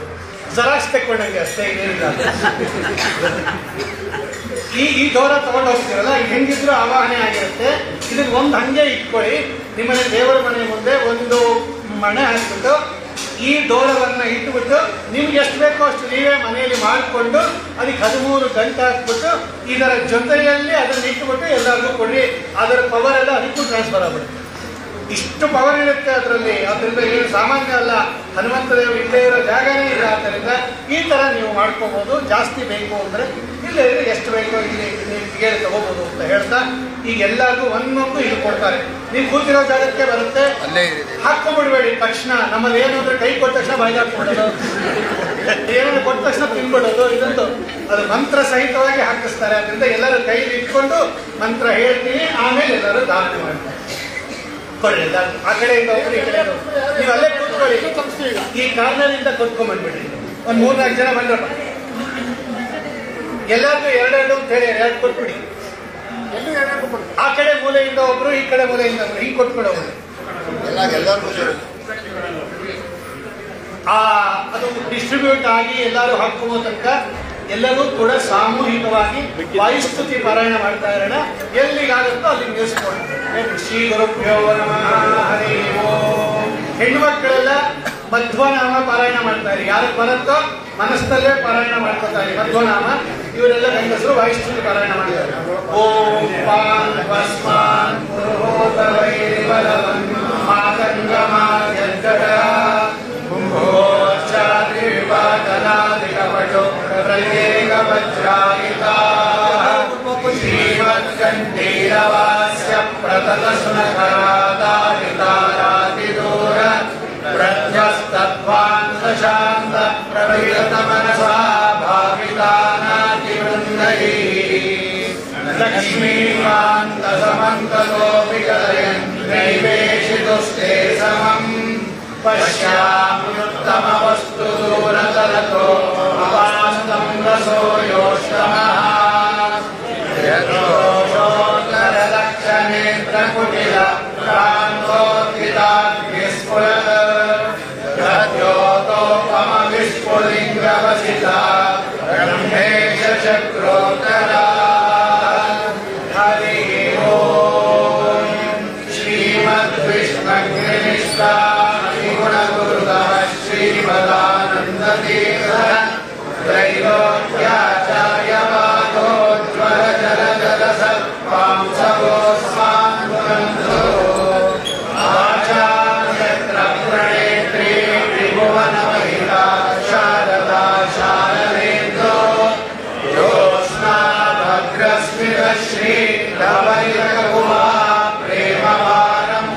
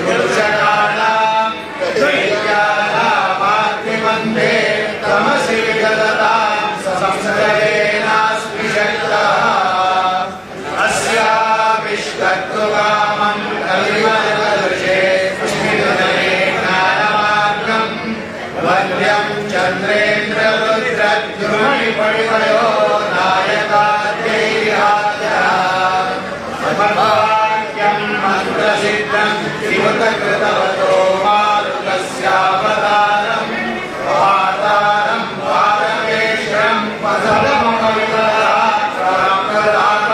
ಪುಂಸಾಂ ಉದ್ಯದ್ವಿದ್ಯುತ್ಪ್ರಚಂಡ ಪ್ರಲೋಭಾವಕಾಶೋ ವಿಭಿನ್ನೋ ಭುಜೇಯೋ ವಾಗ್ಗಲಾಢ್ಯ ಪ್ರಕಾಂಡೇ ವೀರ್ಯೋ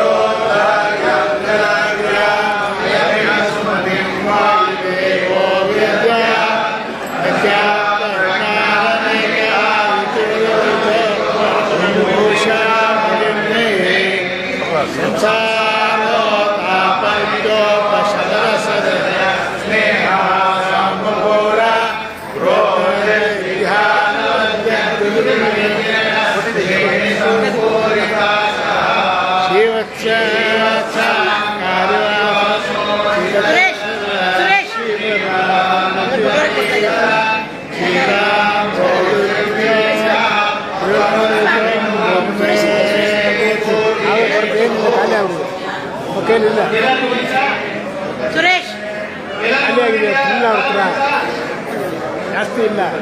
ಎಲ್ಲ ಕೂತ್ಕೊಳ್ಳಿ, ಯಾರು ನಿಂತ್ಕೊಂಡು ಹಾಕೋಬೇಡಿ, ಎಲ್ಲ ಕೂತ್ಕೊಳ್ಳಿ ಅಂತ ನೋಡ್ಕೊಳ್ಳಿ. ಜನ ಈಗ ಅಲ್ಲೇ ಕೂತ್ಕೊಳ್ಳಿ, ಸ್ವಲ್ಪ ಎಲ್ಲ ಮುಂದೆ ಬನ್ನಿ, ಪರವಾಗಿಲ್ಲ. ಅಲ್ಲಿ ಹೆಣ್ಮಕ್ಳಿಗೆ ಹಿಂದೆ ಹತ್ರ ಮಾಡ್ಕೊಳ್ಳಿ.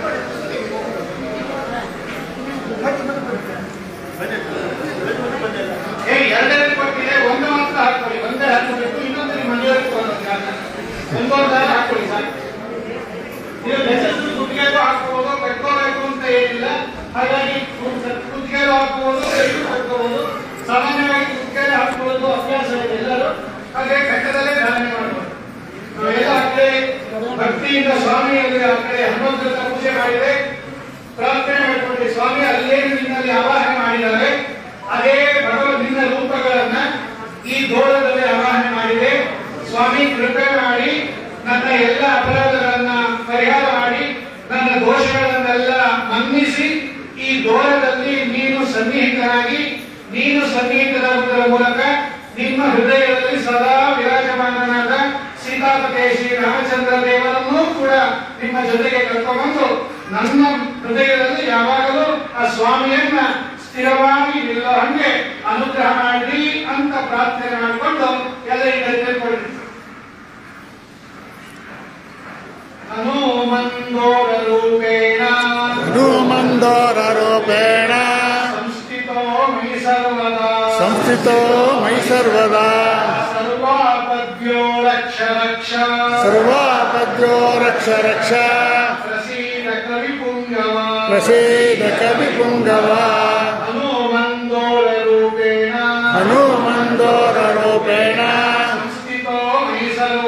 ಸಂಸ್ಥಿತೋ ಮಯಿ ಸರ್ವದಾ ಸರ್ವಾಪದ್ಯೋ ರಕ್ಷ ರಕ್ಷ ಪ್ರಸೀದ ಕಪಿ ಪುಂಗವ. ಓಂ ಹನುಮತೆ ನನ್ನ ಮೇಲೆ ಯಾವಾಗಲೂ ಇದ್ದು ನನ್ನನ್ನು ಸರ್ವತ್ರ ರಕ್ಷಣೆ ಮಾಡುತ್ತಾರೆ.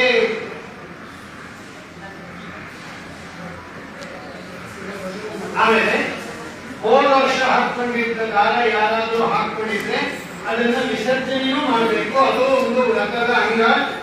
ಹಬ್ಬಲ್ಲಿದ್ರೆ ಏನು ತೊಂದರೆ ಇಲ್ಲ. ಇವಾಗ ಅಕಸ್ಮಾತ್ ಯಾರಾದ್ರೂ ಹೋದ ಸಲದ್ದು ಹಾಕೊಂಡಿದ್ರೆ ಅವರದನ್ನ ತೆಗೆದುಬಿಡಿ.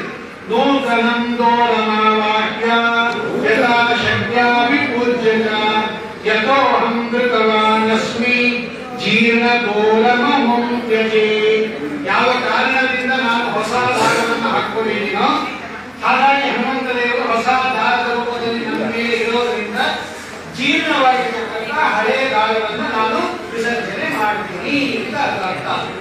ಒಟ್ಟಿನಲ್ಲಿ ಯಾವಾಗಲೂ ಆ ಗೋರ ರೂಪದಲ್ಲಿ ಹನುಮಂತ ದೇವರು ನಮ್ಮ ಮೇಲೆ ಇರಬೇಕು ಅಂತ ಹೇಳಿ ಎಲ್ಲ ಕೈ ಮುಗಿಬಿಡಿ. ಹಾಕೊಂಡಲ್ಲೂ ಕೈ ಮುಗಿಬಿಡಿ. ಸ್ವಾಮಿ ವಿಶೇಷವಾಗಿ ನನಗೆ ಅನುಗ್ರಹ ಮಾಡು, ಸಕಲ ಆಪತ್ತುಗಳಿಂದ ಪರಿಹಾರ ಮಾಡಿ ರಾಮಚಂದ್ರ ದೇವರ ಜ್ಞಾನವನ್ನ ನನಗೆ ಕರುಣಿಸು ಅಂತ ಪ್ರಾರ್ಥನೆ ಮಾಡಿ.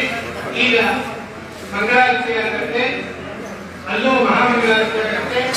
ಆಮೇಲೆ ಎಲ್ಲರಿಗೂ ಕೂಡ ತೀರ್ಥ ಪ್ರಸಾದದ ವ್ಯವಸ್ಥೆ ಮಾಡಿದೆ. ಅವರು ಕಾರ್ಯಕರ್ತರು ಎಲ್ಲೆಲ್ಲ ಕೂತ್ಕೊಳ್ಳಿ ಅಂತ ಹೇಳ್ತಾರೆ.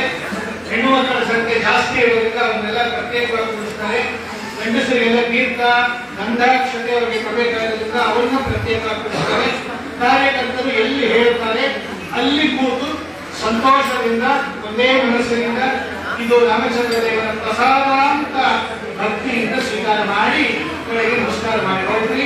ಅಲ್ಲಿಗೆ ವ್ರತ ಸಂಪೂರ್ಣ ಆಗುತ್ತೆ ಅಂತ ಹೇಳ್ತಾ ಕೆಲವು